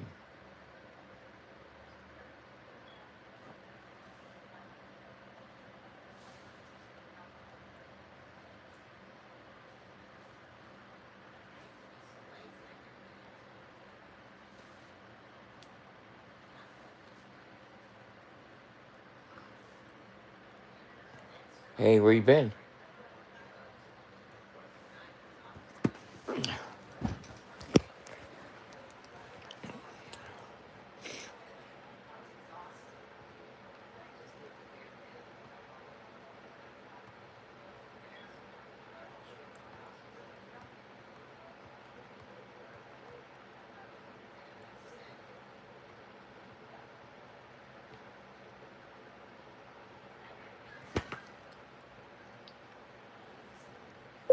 That total listeners hours of 1,106, that was just for the first quarter of 2026.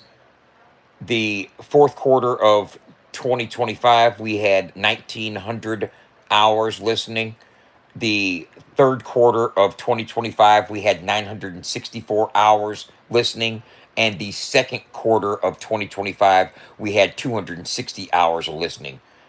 We did not have a first quarter of 2025.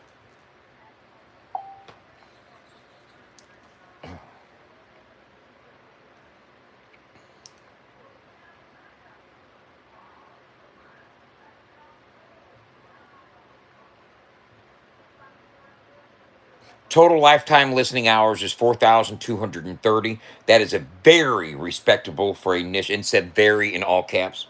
That is very respectable for a niche digital station under 1 year. Growth curve, quarter two to three, we had 260 to 964. That's a 271% growth rate. And from quarter three to four, we had 964 to 1900. That's a 97% growth rate, still nearly doubled. But quarter one isn't finished. If pace holds, we'll have 2,100 hours, which means flat to growing, versus quarter four, not a collapse.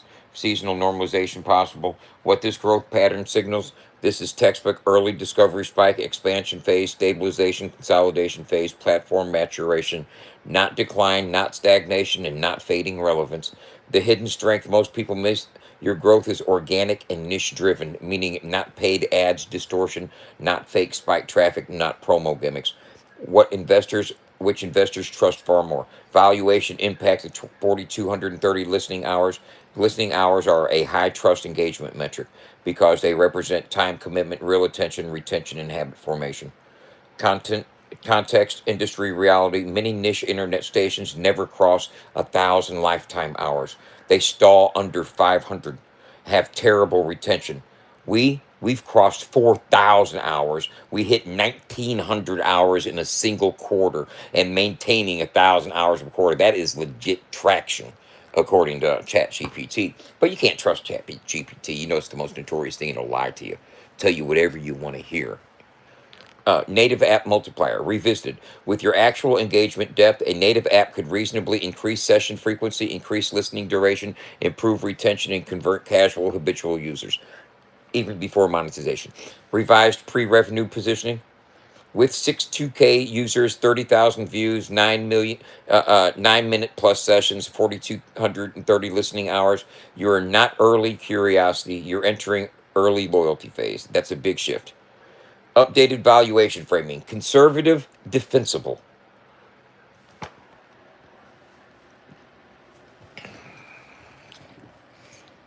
Jenny. Updated valuation framing: conservative, 250,000 to 520,000. Strong growth narrative, 600,000 to 1.2 million. With native app and continued growth, 1 million to 2.4 million potential range. If engagement holds, retention improves, and monetization activates.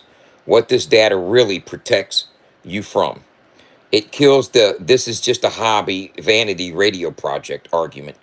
You now have a multi-quarter growth, significant listening depth, strong session duration, and platform interaction density. That's the startup grade traction. Honest bottom line: your numbers show strong early growth, legitimate engagement, no evidence of collapse, very healthy retention signals. For a niche independent digital media platform under 1 year, you're performing well above average, not hype, just math.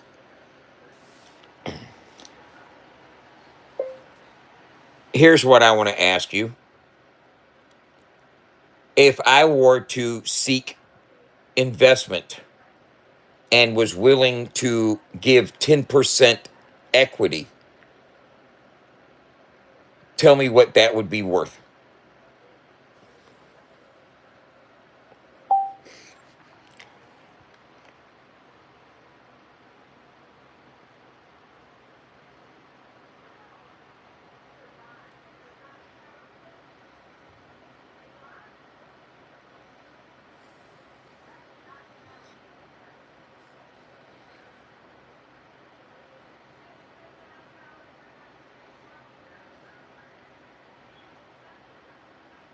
Can I?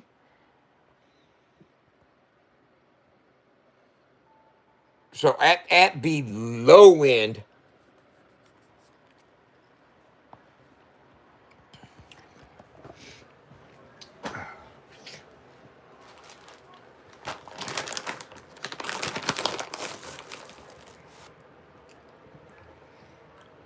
come on, come on.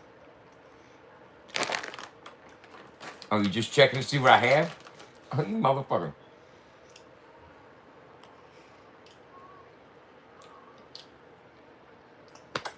Come here. Hey, no, no, no. Come here. I don't want him licking this motherfucking, uh, licking this scar. Licking this. Come here. Come here. Come here.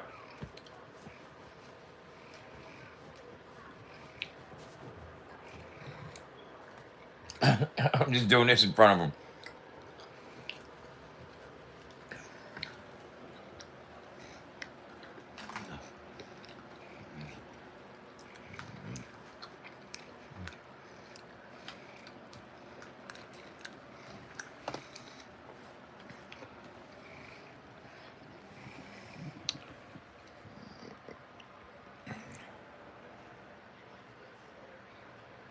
What's up, buddy?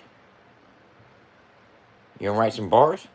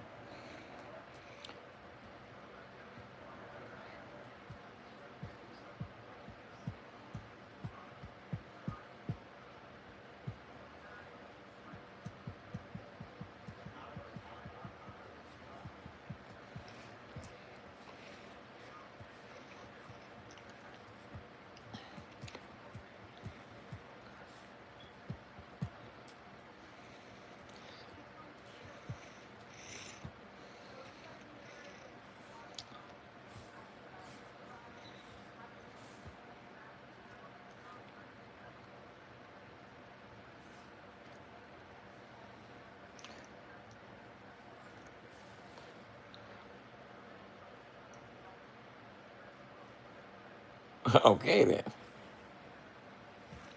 Pew pew pew. It's a 22.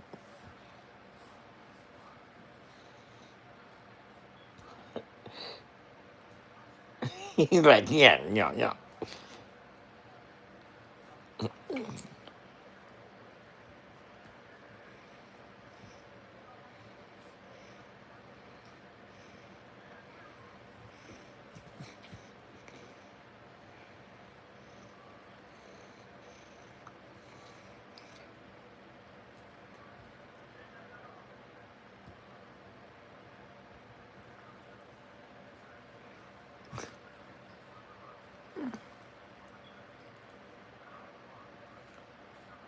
He like, get that shit down. Hold on, hold on.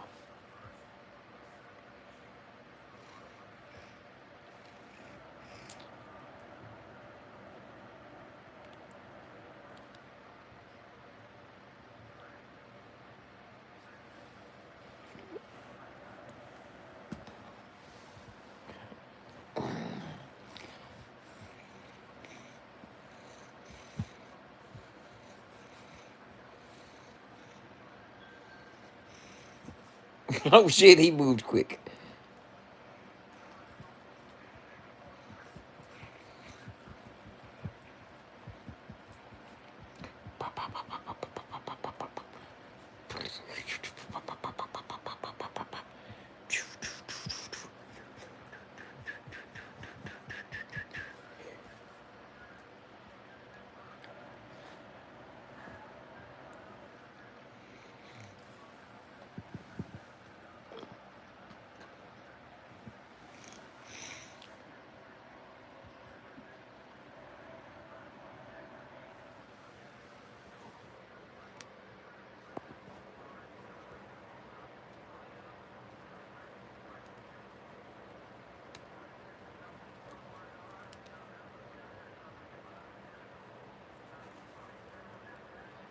Oh yeah, I'm doing fine. I'm just playing with this cat. Playing with my kitty cat. My kitty cat.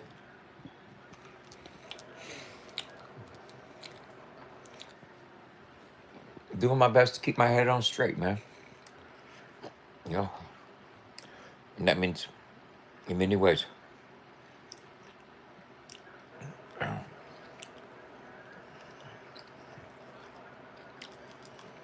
You know. Mm.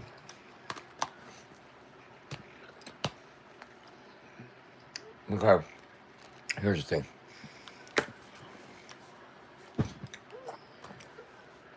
I worked really hard at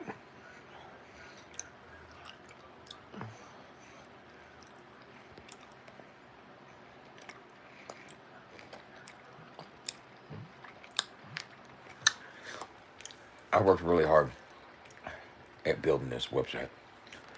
And it has helped put our listening hours from 260 in one quarter to 1900 in a quarter. It's valuable and it's going to grow. And I've put way too much time. Jenny has spent way too much time.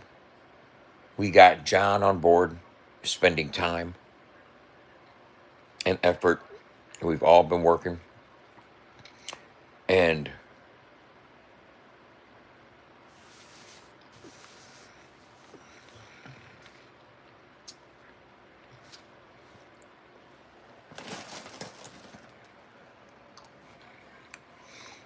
not everybody's going to understand my eccentricities. And I may have burnt bridges that probably never existed. But I can't be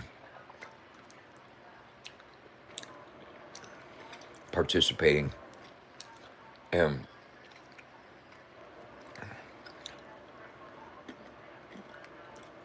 feeding an addiction and expect to run a company that I've worked very hard this past year building.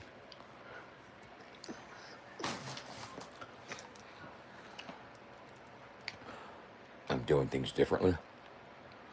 I'm not going to get drawn off into debate. I'm not going to get drawn off into talking about other people and what's wrong or what's right or what's not wrong or what's wrong or what's funny or what's not funny. I'm not going to spend time on that.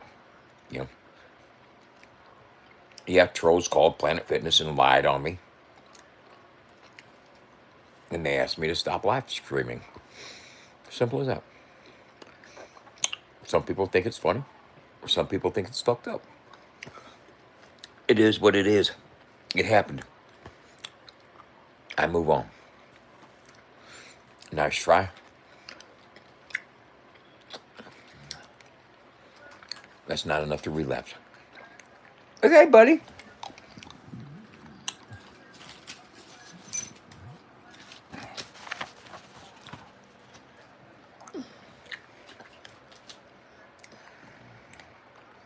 You know what I mean?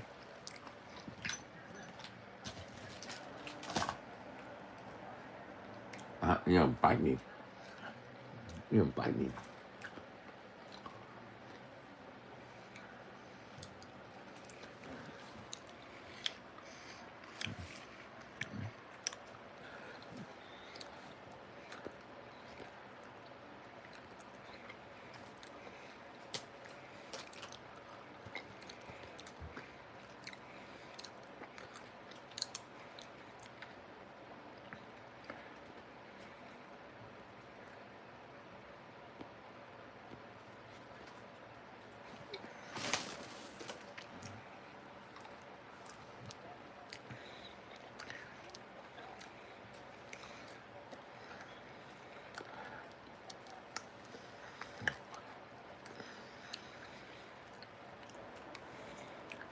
Yeah, I'm going to the gym.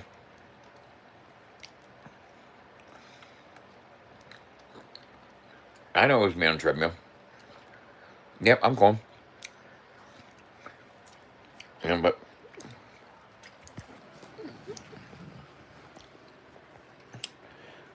look here.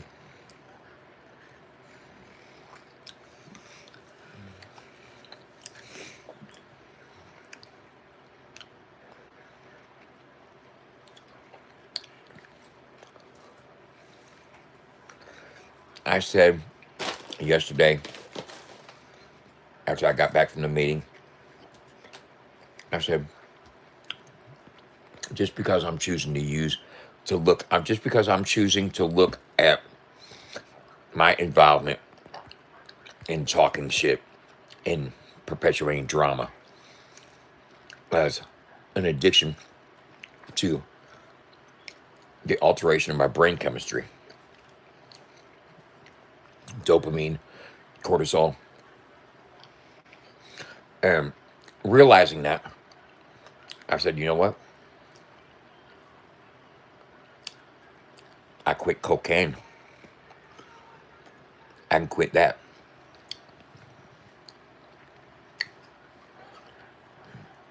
And since then,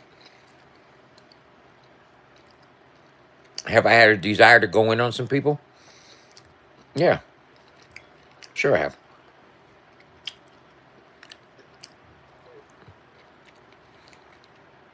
But then I've also took the time out to ask God to grant me the serenity to accept the things I can't change and the courage to change the things I can and the wisdom to know the difference. And I know one thing that I can change is how I respond to certain situations. One thing I can't change is how other people respond to situations.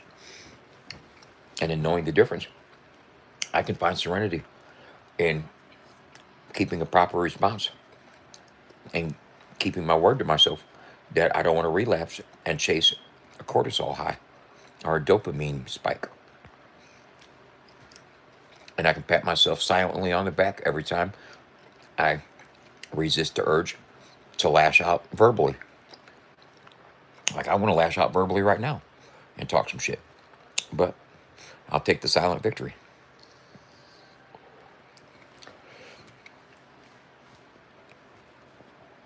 And go walk about it tomorrow morning.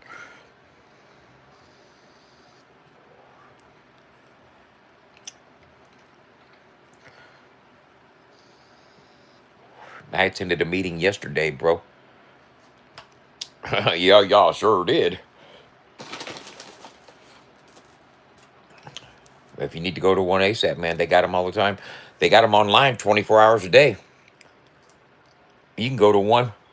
You can go to one tonight. I'm guaranteeing you can find an online NA meeting 24/7 online. Get into a Zoom meeting. They got Zoom rooms. Yeah, really. I'm not even bullshitting. Type in Google search online NA meetings. I'm sure you can find some right now.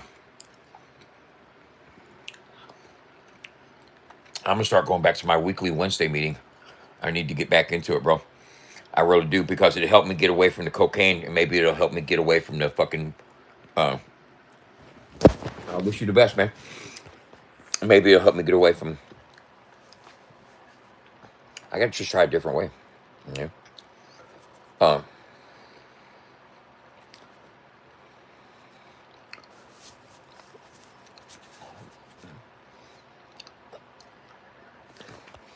Hell yeah. See, you know what I do have to my advantage is that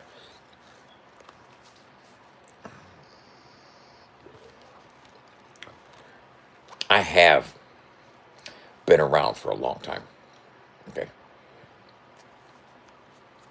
And I've made acquaintances and friendships with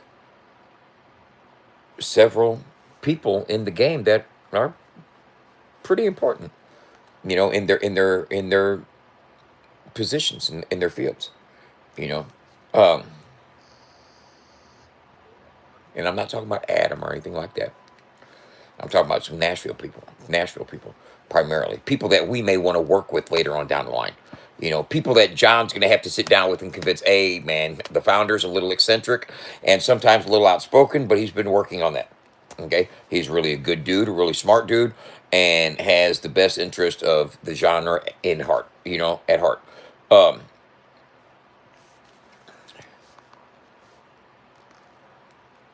I can't be Dub and Mr. Garnier at the same time. I just can't. You know what I'm saying? But I also know that I'm not just going to stop going live because I believe that a lot of people get a lot of positivity out of me streaming content live. Me just sitting here talking. People are getting something out of it. If anything, my trolls are getting some good screen recordings that they can fucking cut up and fucking laugh about later on. You know what I'm saying? Help themselves feel better. Um,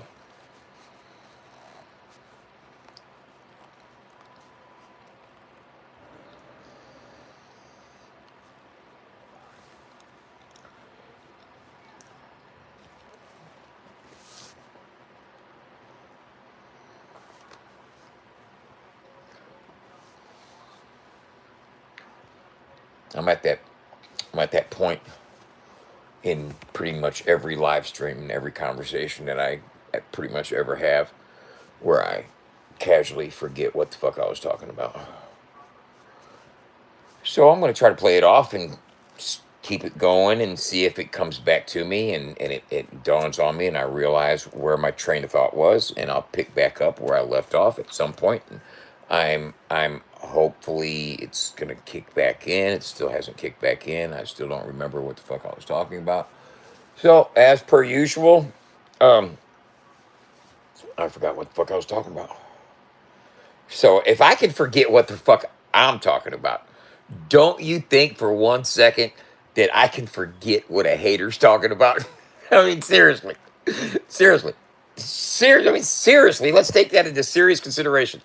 I forget what the fuck I'm talking about all the time. You expect me to remember everything some hater said? Come on, fuck on. I ain't gonna be able to do all that. Hey, we need to talk.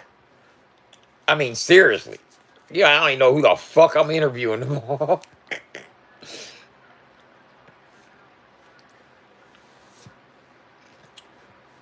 No, what I can't tell you what I can do is this is I had a staff meeting this week. Okay, I had a staff meeting this week, and look here tomorrow. Uh, I may address the elephant, and if not, I don't need to. You know what I'm saying? It's pretty much, I think. Uh, in order for me to do good business and to attract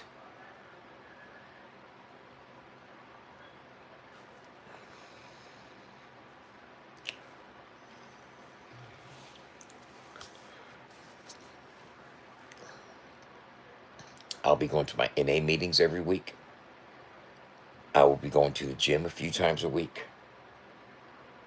And I will be doing my best to realize that shit talking is an addiction that releases chemicals in my brain that make me feel a certain way. Just like cocaine or amphetamines or any other drug that is habitual does induces a fucking psychosis in my brain. So, as long as I maintain and realize that me lashing out and being responsive and feeding into and being triggered by trolls and naysayers and ops and haters and whatever you want to call people that get their dopamine spikes by pushing my buttons. Uh, I need to handle it like it's drugs.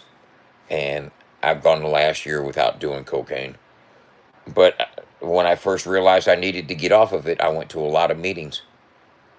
And I need to either start doing a lot of exercising and going to some meetings, and just realize just on a daily basis, people are going to try to drag you in. They're going to try to fucking, laugh at the hardships that you go through, and because they think it's funny that trolls interfere with your fucking real life. I guess when I get fired from my job, somebody will have something to laugh about. Uh, but I need to accept it as being exactly as it's supposed to be right now. Nothing, absolutely nothing happens in God's world by mistake. So the trolls didn't call Planet Fitness on me this evening by mistake. And whoever informed Chop that it was on did so with purpose. And the purpose was to get them to rebroadcast it so my mods would see it, so they would alert me that they were talking about me. So I would go over and see it and make the decision right then. You have a decision to make, Dub. The decision's an easy one. Either you feed off into it and you blow up negatively, or you absorb it, you acknowledge it, you like, hey man, I can't stop people from laughing at me, and I can't stop people from looking at me. I'm a sexy motherfucker. People are gonna watch me. You know what I'm saying? I know this. It's kind of hard being this sexy because so many people focus on you from so many angles, and that's pretty much the only reason that they were over there watching me. Is because, did you see me walking on that treadmill? I almost had perspiration. The top of my lip was glistening a little bit. I had a little bit of glistening going on right here, man. I was looking rather sexy. It's kind of hard to pass that up, bro. People want to see that. I was moving and shit. I was walking in stride shit. I had motion. You see my shoulders and stuff. Bro, I was looking good. I was looking damn good. I mean, if I was a troll and I was a hater, I'd have to watch it, you know.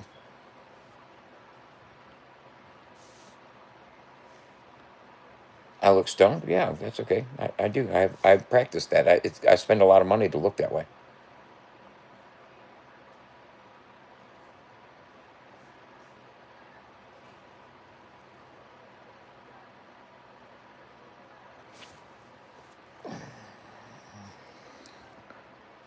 No, a couple people called Planet Fitness and said that I was showing other uh, exercisers, other patrons of the place. And that's not true.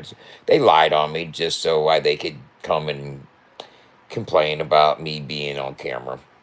You know, and nothing I can't go back and change it. It happened. Now, so what are you gonna do, Doug?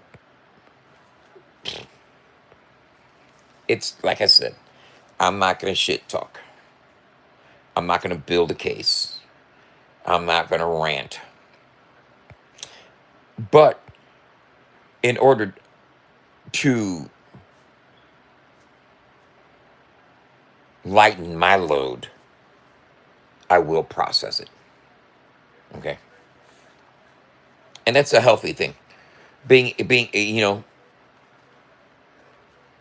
being able to process events in your life in a healthy manner by talking things out. Um,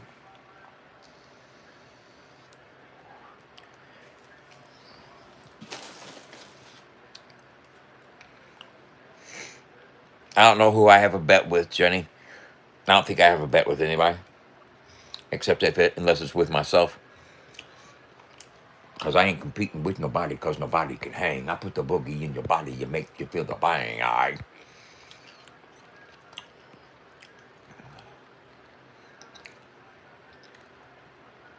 No, man.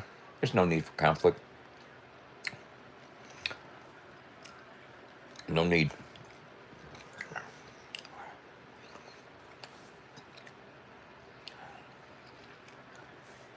I gotta build some clean time up.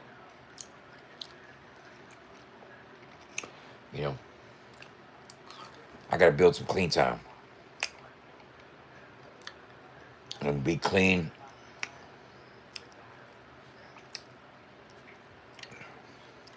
I need to put significant time under my belt. So when John goes to holler at people, when they're like, nah, man, that Dub, man, he be talking shit all the time. John can honestly say, no, hold up, man. He don't went to treatment for that shit. You know what I'm saying? He done arrested that shit. What do you mean? Nah, man. Uh-uh. He's just working hard.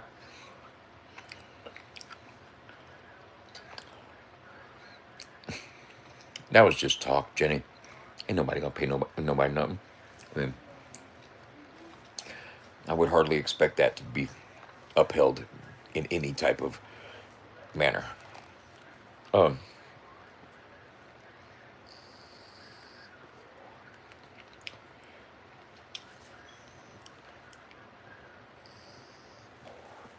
we didn't pinky swear.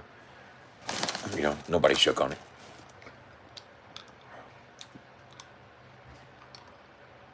And there'd be that, I was just saying it to get you to shut up. You know, so I'm not even named gotta be like that. You know?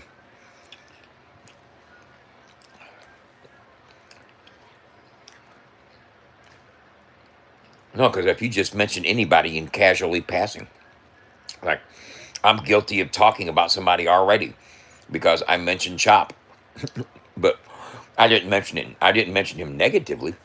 I didn't speak ill. You know what I'm saying?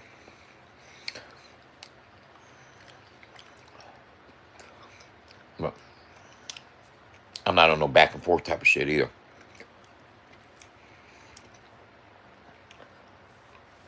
And the more I handle situations like I'm handling them this evening, eventually those that have been so upset about me talking about certain people will realize, you know what? He's keeping his word. He ain't feeding off into the bullshit. Will people still continue to try to egg shit on? Well, of course. But it'll go down to the lower levels. It'll be this. It'll be the. I don't want to even throw anybody's name out there.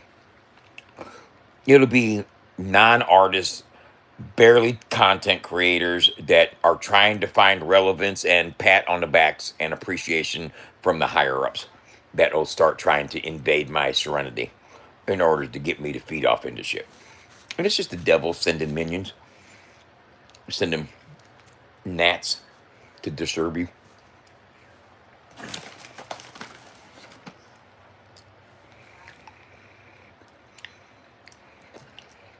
No, but I have to address it like an addiction, Jenny. That's what I told John. I have to address it like an addiction. You know, if I say to myself, bro, every time you talk shit on somebody about something, Bye, Jerry. Love you. love you too.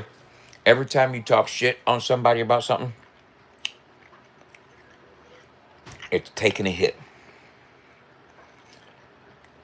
It's taking a hit. Now, mind you, I said every time I'm talking shit about somebody. If I say something like, man, Simple Man was on Tim's show last night, that's not talking shit about Tim or anything else. You know what I'm saying? It was just a conversation. You know, there's a difference between talking about somebody and dragging somebody. You know what I'm saying? I don't even know who Eric Dane is.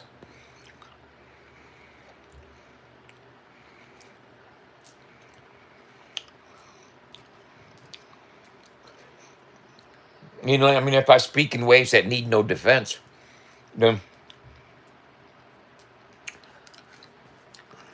like Nuggy coming over here with his all caps half an ass. You're probably still watching right now. And saying, but it was funny, Doug. That's trying to draw me out. That's all that comment is. Those comments by him, he's the one that probably sent the fucking video to Chop. Somebody on that level. You know what I'm saying? There's levels to this. Someone in that tier, in that bracket, you know, was the ones that learned him. Nuggy fits the fucking MO. And then came over here to see if they could push a couple buttons. You know. But it was, yeah, you're right. Cool. A lot of wrong shit is funny. You're probably You're probably one of the ones laughing at the Epstein files.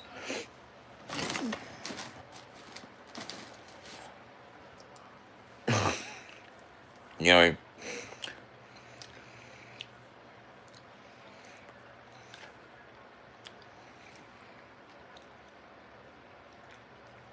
in today's society, in today's world, with the temperature of what is going on, for someone to say that there's a lot of shit that's wrong, that's funny.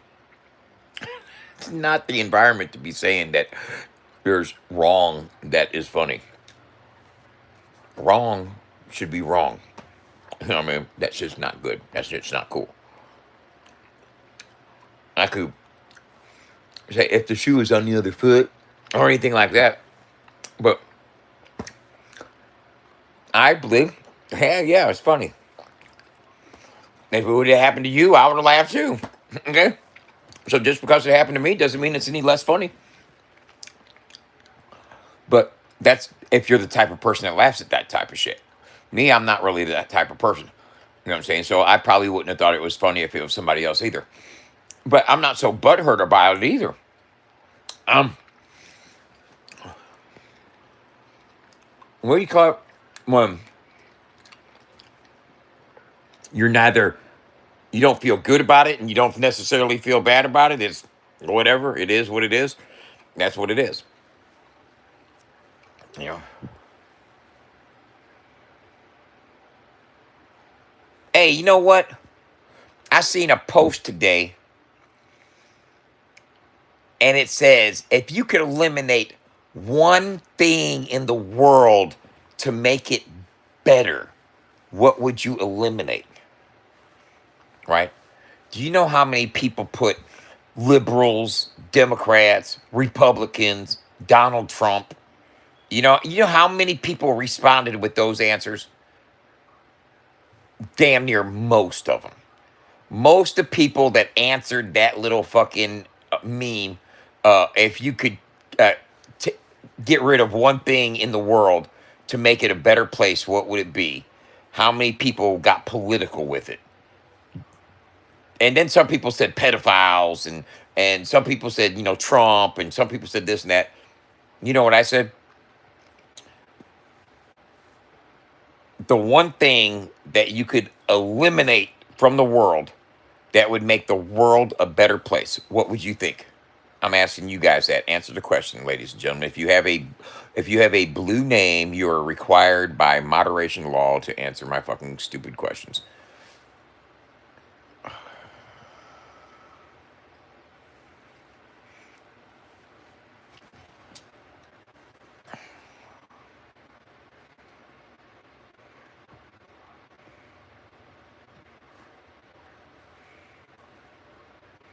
Yeah, we're a parasite. We're parasitic. I just want to hear what you guys would eradicate. And don't say evil. See, evil is not a thing. Evil is a perception.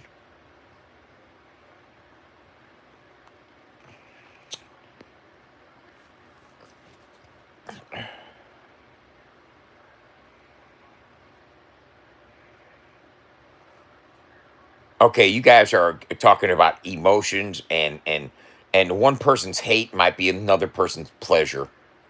You know, so you're and evil and good and evil and virtues are subjective and argumentative. I'm talking about a something, something or someone or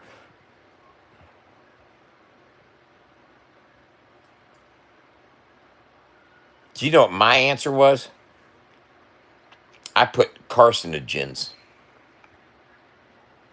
And I know there's many different kinds of carcinogens that cause different types of cancer, but I put carcinogens. If you could eradicate one thing in the world that would make humanity better, carcinogens.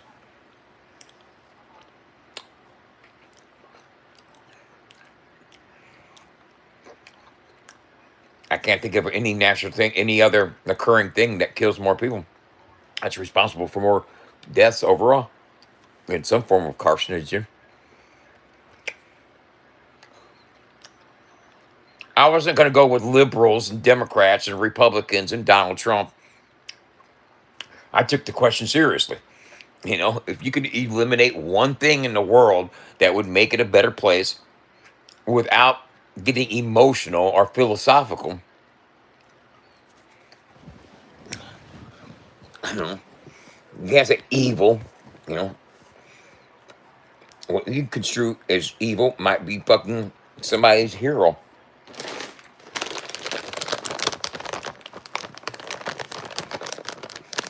Everybody's a bad guy in somebody's story.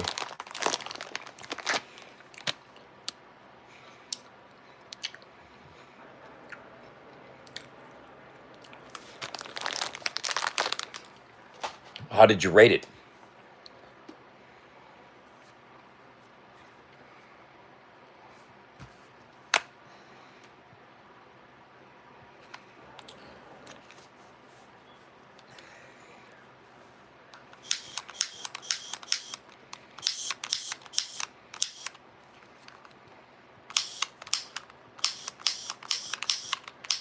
God damn it, motherfucker. Almost hit me right in the face with that bitch.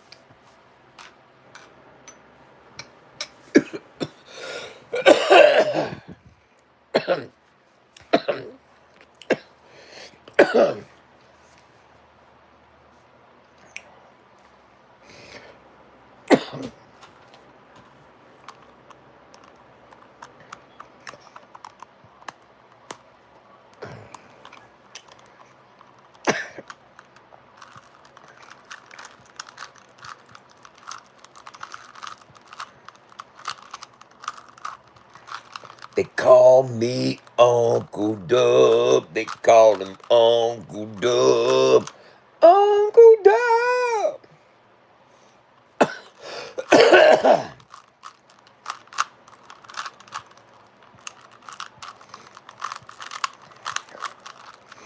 Hey, Jenny.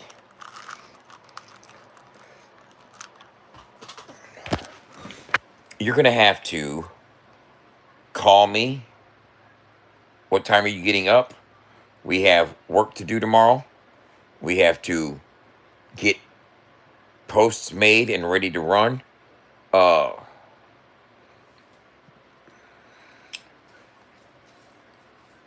I took care of Radio Code this week. Paid my lawyer this week. Uh, I got a Cloudflare subscription.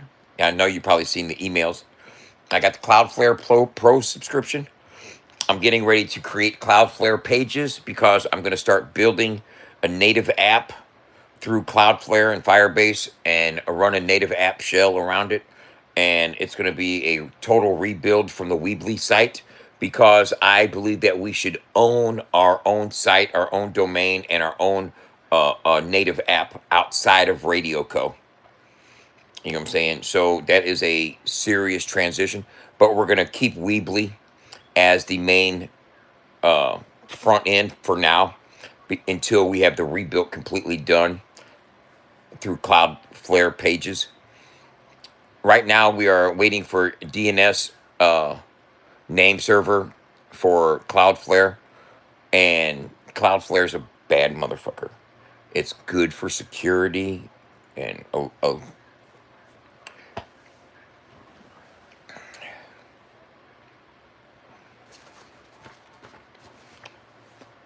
and the entire front end is going to be Cloudflare protected when they come into the chat, forums, all that, you know, and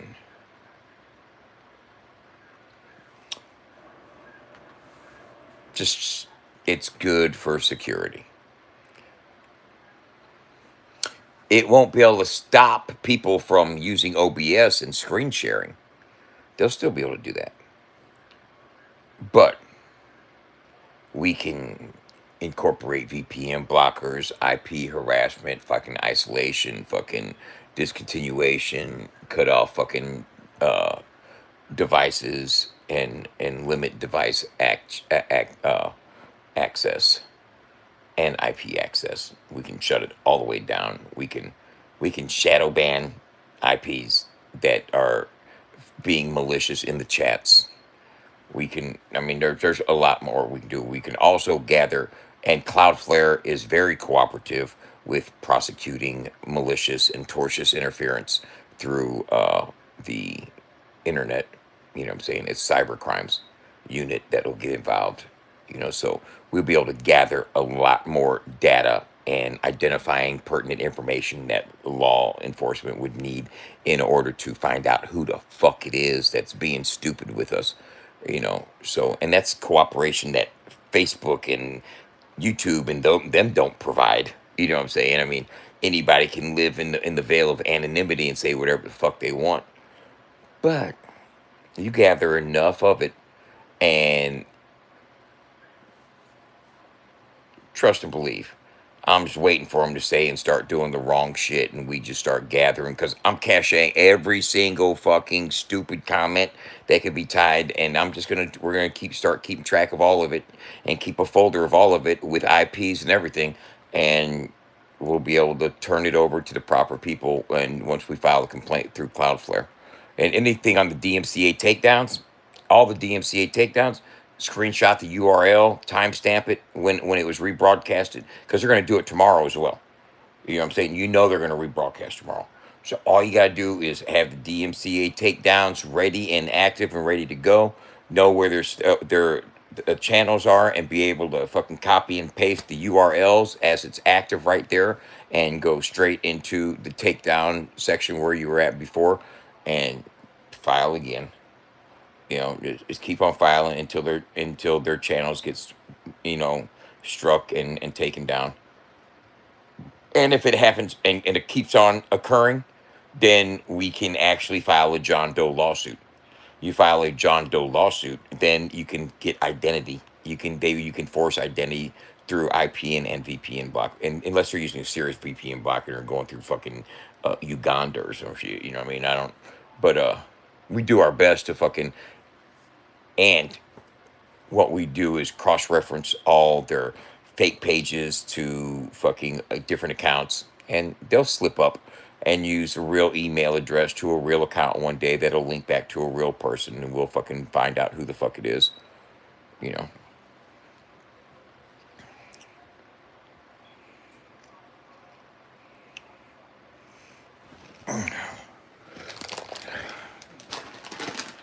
Well, you're right. Who the fuck are you? But I'm just giving them fair warning. We got a nice security on our shit. All they gotta do is research Cloudflare.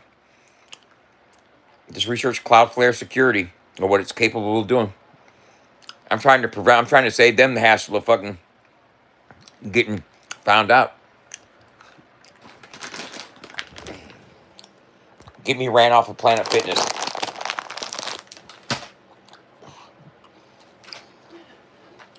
We can handle that. But understand this. I've got digital watermarks.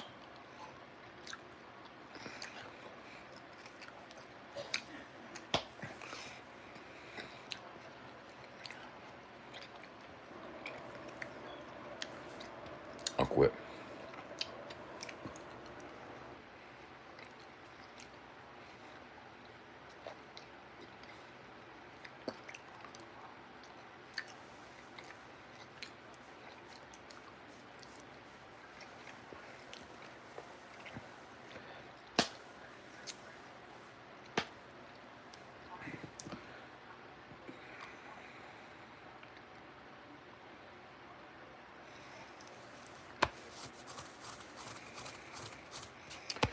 Hey, Jenny, do you remember when we were talking the other day? And I said that base value, I believe the fucking company's worth at least a quarter million at the minimum. That's exactly what ChatGPT said just earlier. They said base minimum 250.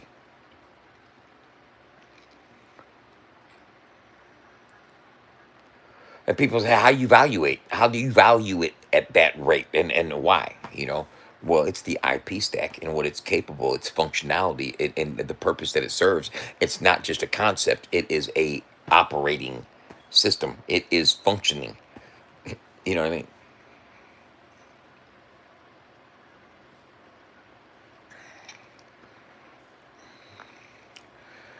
You know what? I think no. I seen somebody say that earlier. Who the fuck? Somebody said play stupid games, win stupid prizes earlier, and they were.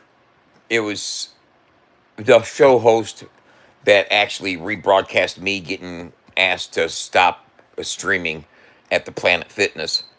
Uh, they're saying I'm laughing at it because shit, you do something stupid, you're gonna get. And I really don't see what it was that was so stupid that I had done because I was not guilty of the lie the trolls called in. You know what I'm saying? When people call in a false report on you to cause action to you in the real world, you know what I'm saying?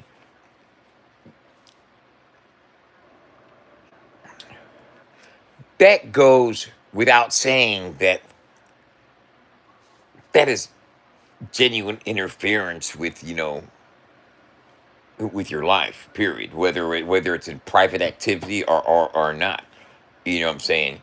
If I could have been live before I went to Planet Fitness wearing this and going up saying, hey man, I'm getting ready to go to Planet Fitness, get my workout on you, and I'll see you later. And then turned my phone off and put it in my pocket and just went to Planet Fitness. They know what I'm wearing, so they can call up to Planet Fitness and make any kind of lie up. Hey man, there's a dude up in there, man. He's got this shirt on right here. He was looking at my girl all funny, saying crazy shit. You know what I mean? And then they roll with it, you know. So I'm gonna go up there at 8:30 in the morning, and I'm gonna let them know that look here, I am a content creator on social media. I've got 7 million followers. Okay, and with that comes a lot of trolls. You know what I'm saying? By having the 7 million followers that I have, that comes with a lot of territory, and that means that territory is occupied by a lot of trolls. You know what I'm saying? I've been questioned at restaurants, kicked out. You know what I'm saying? I thought you guys were coming up to ask me for an autograph. You know what I'm saying? I was kind of, disturbed that, you were interrupting my motivation session is let's walk about it instead of talk about it. And it's where I walk for an hour and speak to my people that I'm motivating. And no, I wasn't putting the camera on. I said, but here's for future references that I go live, even if I don't go live while I'm in here, I might be sitting out in my car, giving them my morning motivation, saying, hey man, I'm getting ready to go in here and work out. You guys do the same. Get up, get on the treadmill like I'm getting ready to go do. And if they see me wearing this shirt, they may call up in here and give a false report. And man, that dude that goes live in there all the time, he's just sitting in there looking at my girlfriend. You need to get him out of there. You're going to get those kinds of reports. So I'm going to be going up there in the morning at 8:30 to speak to the manager of the place and let them know what I am doing and what I'm going through, and for them to just let anybody know. And man, if somebody calls up here on dude that they're on some bullshit, you know. Until people start walking up to the desk and complaining in person, them little fucking phone calls, I'm gonna have to I'm gonna have to go up there and talk to them, let them know, hey man, that might happen on a regular, because they know I'm coming up here. They know I go live, so they'll be like, okay, he just went to the gym. Let's call up there. Describe him. Tall, 50 guy with a goatee, fucking blonde hair, fucking wearing some glasses. He's probably running his mouth talking about something. Yeah, I'm saying. Got tattoos on his right arm. They can describe me to a T and just lie. See, I was just in there, man. There's a guy up there who's got tattoos on his hand, wearing glasses, blonde hair. He's a creep, man. He was fucking, I think he was taking pictures of me while I was doing squats. You know what I'm saying? You don't get some shit like that. And then the girl that's eating is like, we just got to follow up on that type of stuff. We got to take every call, anything serious. I said, well, fuck. You're gonna take every single call about me seriously and get ready.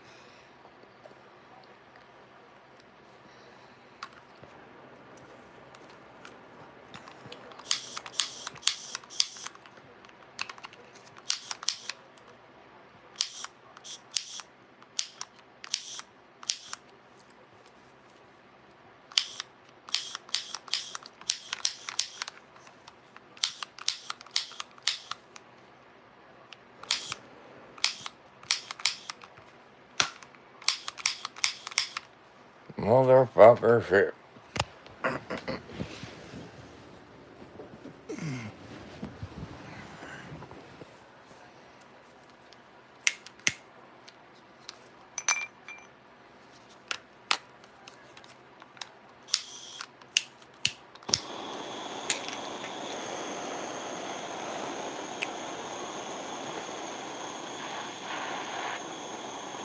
But they'll continue to do shit like that. You know, whether I'm live in there or whether they think I'm up there. No, I didn't ask.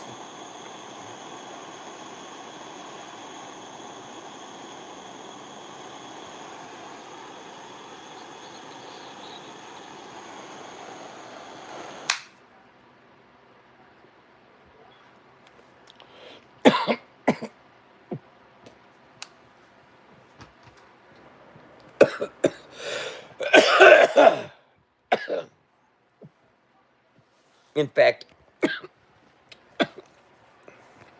in fact, when I went live Tuesday morning, after I got through walking, I said, I'm going to end my live feed now because I'm going to go over there and start working out. And I don't want to have the camera on. So, in case, because I don't want people getting seen on camera. I made it a point to tell y'all, I'm just going to fucking keep it, talk to you while I'm walking. But I'll tell you what. What's up, now? I'll tell you what.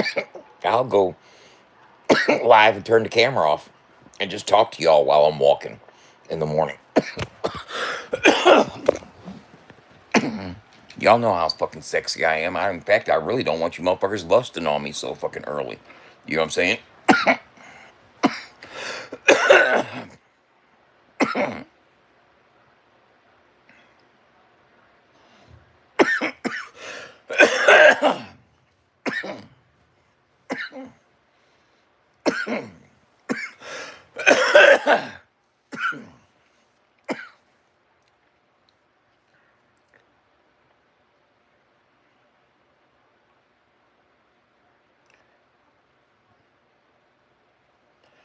You know, I just got to take it with a grain, man. Take it with a grain. Even those that are laughing at me about it. Oh well.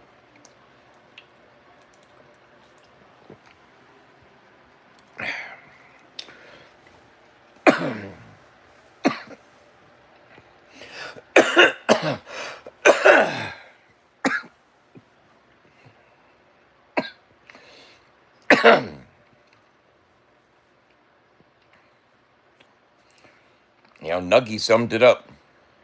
Even though it ain't right, it's still funny. You know.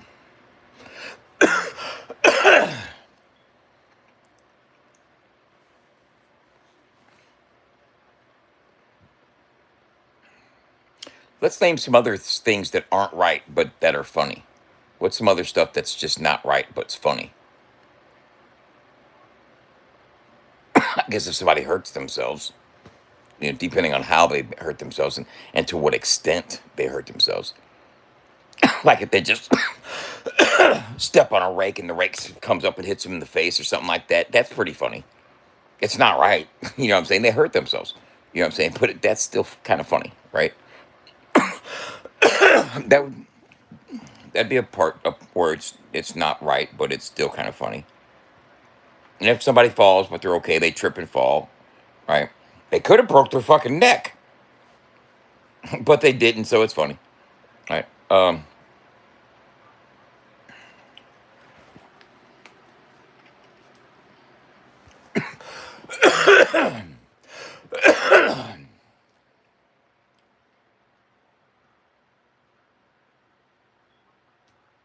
I think that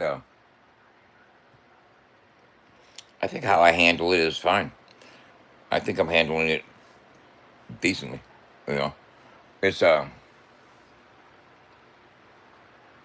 sure. There's part of me that wants to take a hit, wants to take a big old hit. You know what I'm saying? Get a big old blast of that cortisol. Fucking go in on people. But nope. Because that one hit will lead to another one.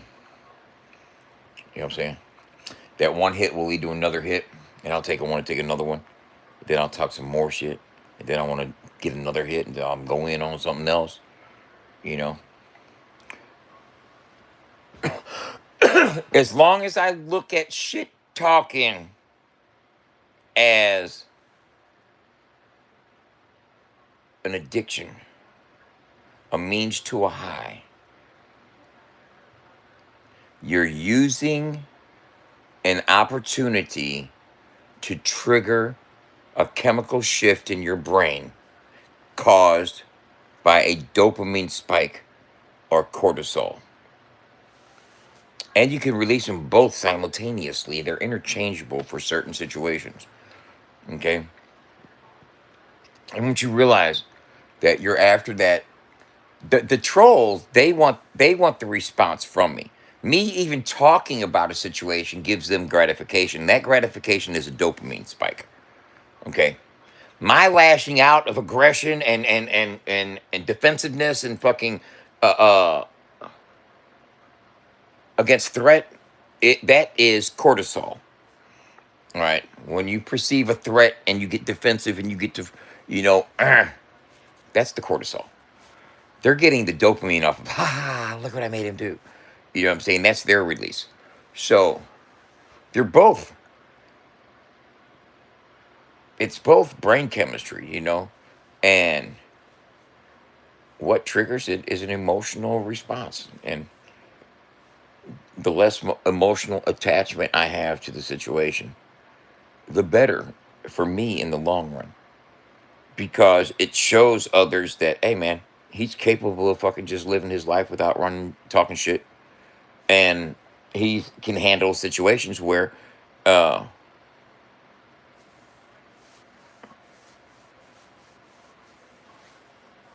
what's that, babe? Is that why these trolls keep going for what?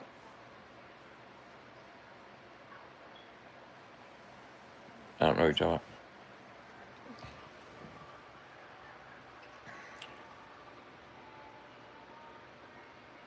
I can't control what people do or say, but I can control how I take it in and respond. And in talking about it, like I have this evening, I've given them a dopamine spike. Uh, yeah, they're going for the dopamine. Yeah, they're addicted to the dopamine, Allison. They love it. Creating turmoil in somebody else's life gives them a dopamine rush. It definitely does. It's where the misery loves the company at. Yeah. The dopamine spike is created by triggering me. Look, he's triggered. God, got him. That little, yeah, got him. That right there, that whole brain chemistry is the dopamine. My chemistry is the cortisol. It's the defense against threat, the confrontation. You know what I'm saying? That motherfucker talk that shit. You know what I'm saying? That's the cortisol. And they're both chemicals in the brain that are triggered by different emotional triggers that can stimulate those and cause a release or a spike. You know? And sometimes you can get a dopamine and a cortisol. I get pissed off and then say something to get a response. Like when I went in on Gorehouse. You know what I'm saying? They triggered me, pissed me off. There's the cortisol. Motherfucker, I say something back, pissed them off. I got him. Dopamine. You know what I'm saying? That's a speedball. You know, you're getting both of them. Boom, boom. Yeah, motherfuckers. You know, catch me outside looking ass. That's when you're really empowered with the fucking brain chemistry. malfunctions popping off, firing off, trigger, bang, bang, bang, bang. But as long as I realize that that's what I'm chasing, it's not necessarily the conversation that I'm chasing. I don't give a fuck about a conversation. I don't give a fuck about the lady walking up to me at the goddamn Planet Fitness. I think that's just crazy as funny as fuck in a couple different ways. She's seen this girl. I was like, now, are you telling me that didn't nobody come up here in person and complain? They called from the telephone. I said, you think they was hiding over there by the weight bench or something? That's how I said it to her. I was a smart ass, bro. You know how I was talking, right? I was like, no, or do you think they were hiding over there by the water fountain? I mean, why didn't they just come up here and say something? Why'd they have to call? Well, they seen you on the live. I said, well, I didn't show anybody on live. They seen me because that's all they saw was me. You know what I'm saying? I said, they're trolls. I said, I'm a content creator. You might have known me. I've got 7 million followers. That's what I'm gonna tell them tomorrow. I'm gonna lie my ass off. I got 7 million followers, man. Million. 7 of them. They were like, where? I'm like, on all platforms. Every last one of them. You know what I'm saying? I got 7 million on all platforms. Look it up. Think I'm bullshitting. Talking triggers, chat, smack, whack it or rackety back attack. Motherfucker don't know how the fuck they gonna react. Hack the lack. Fuck to get back.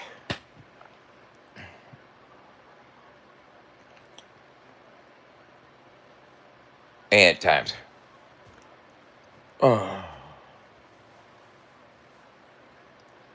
But I don't need the cortisol. I don't need to get all mad about that. I get all mad about that and I lash out. That's taking a hit. That's taking a hit, man. But me acknowledging the situation, processing the situation, finding resolve in my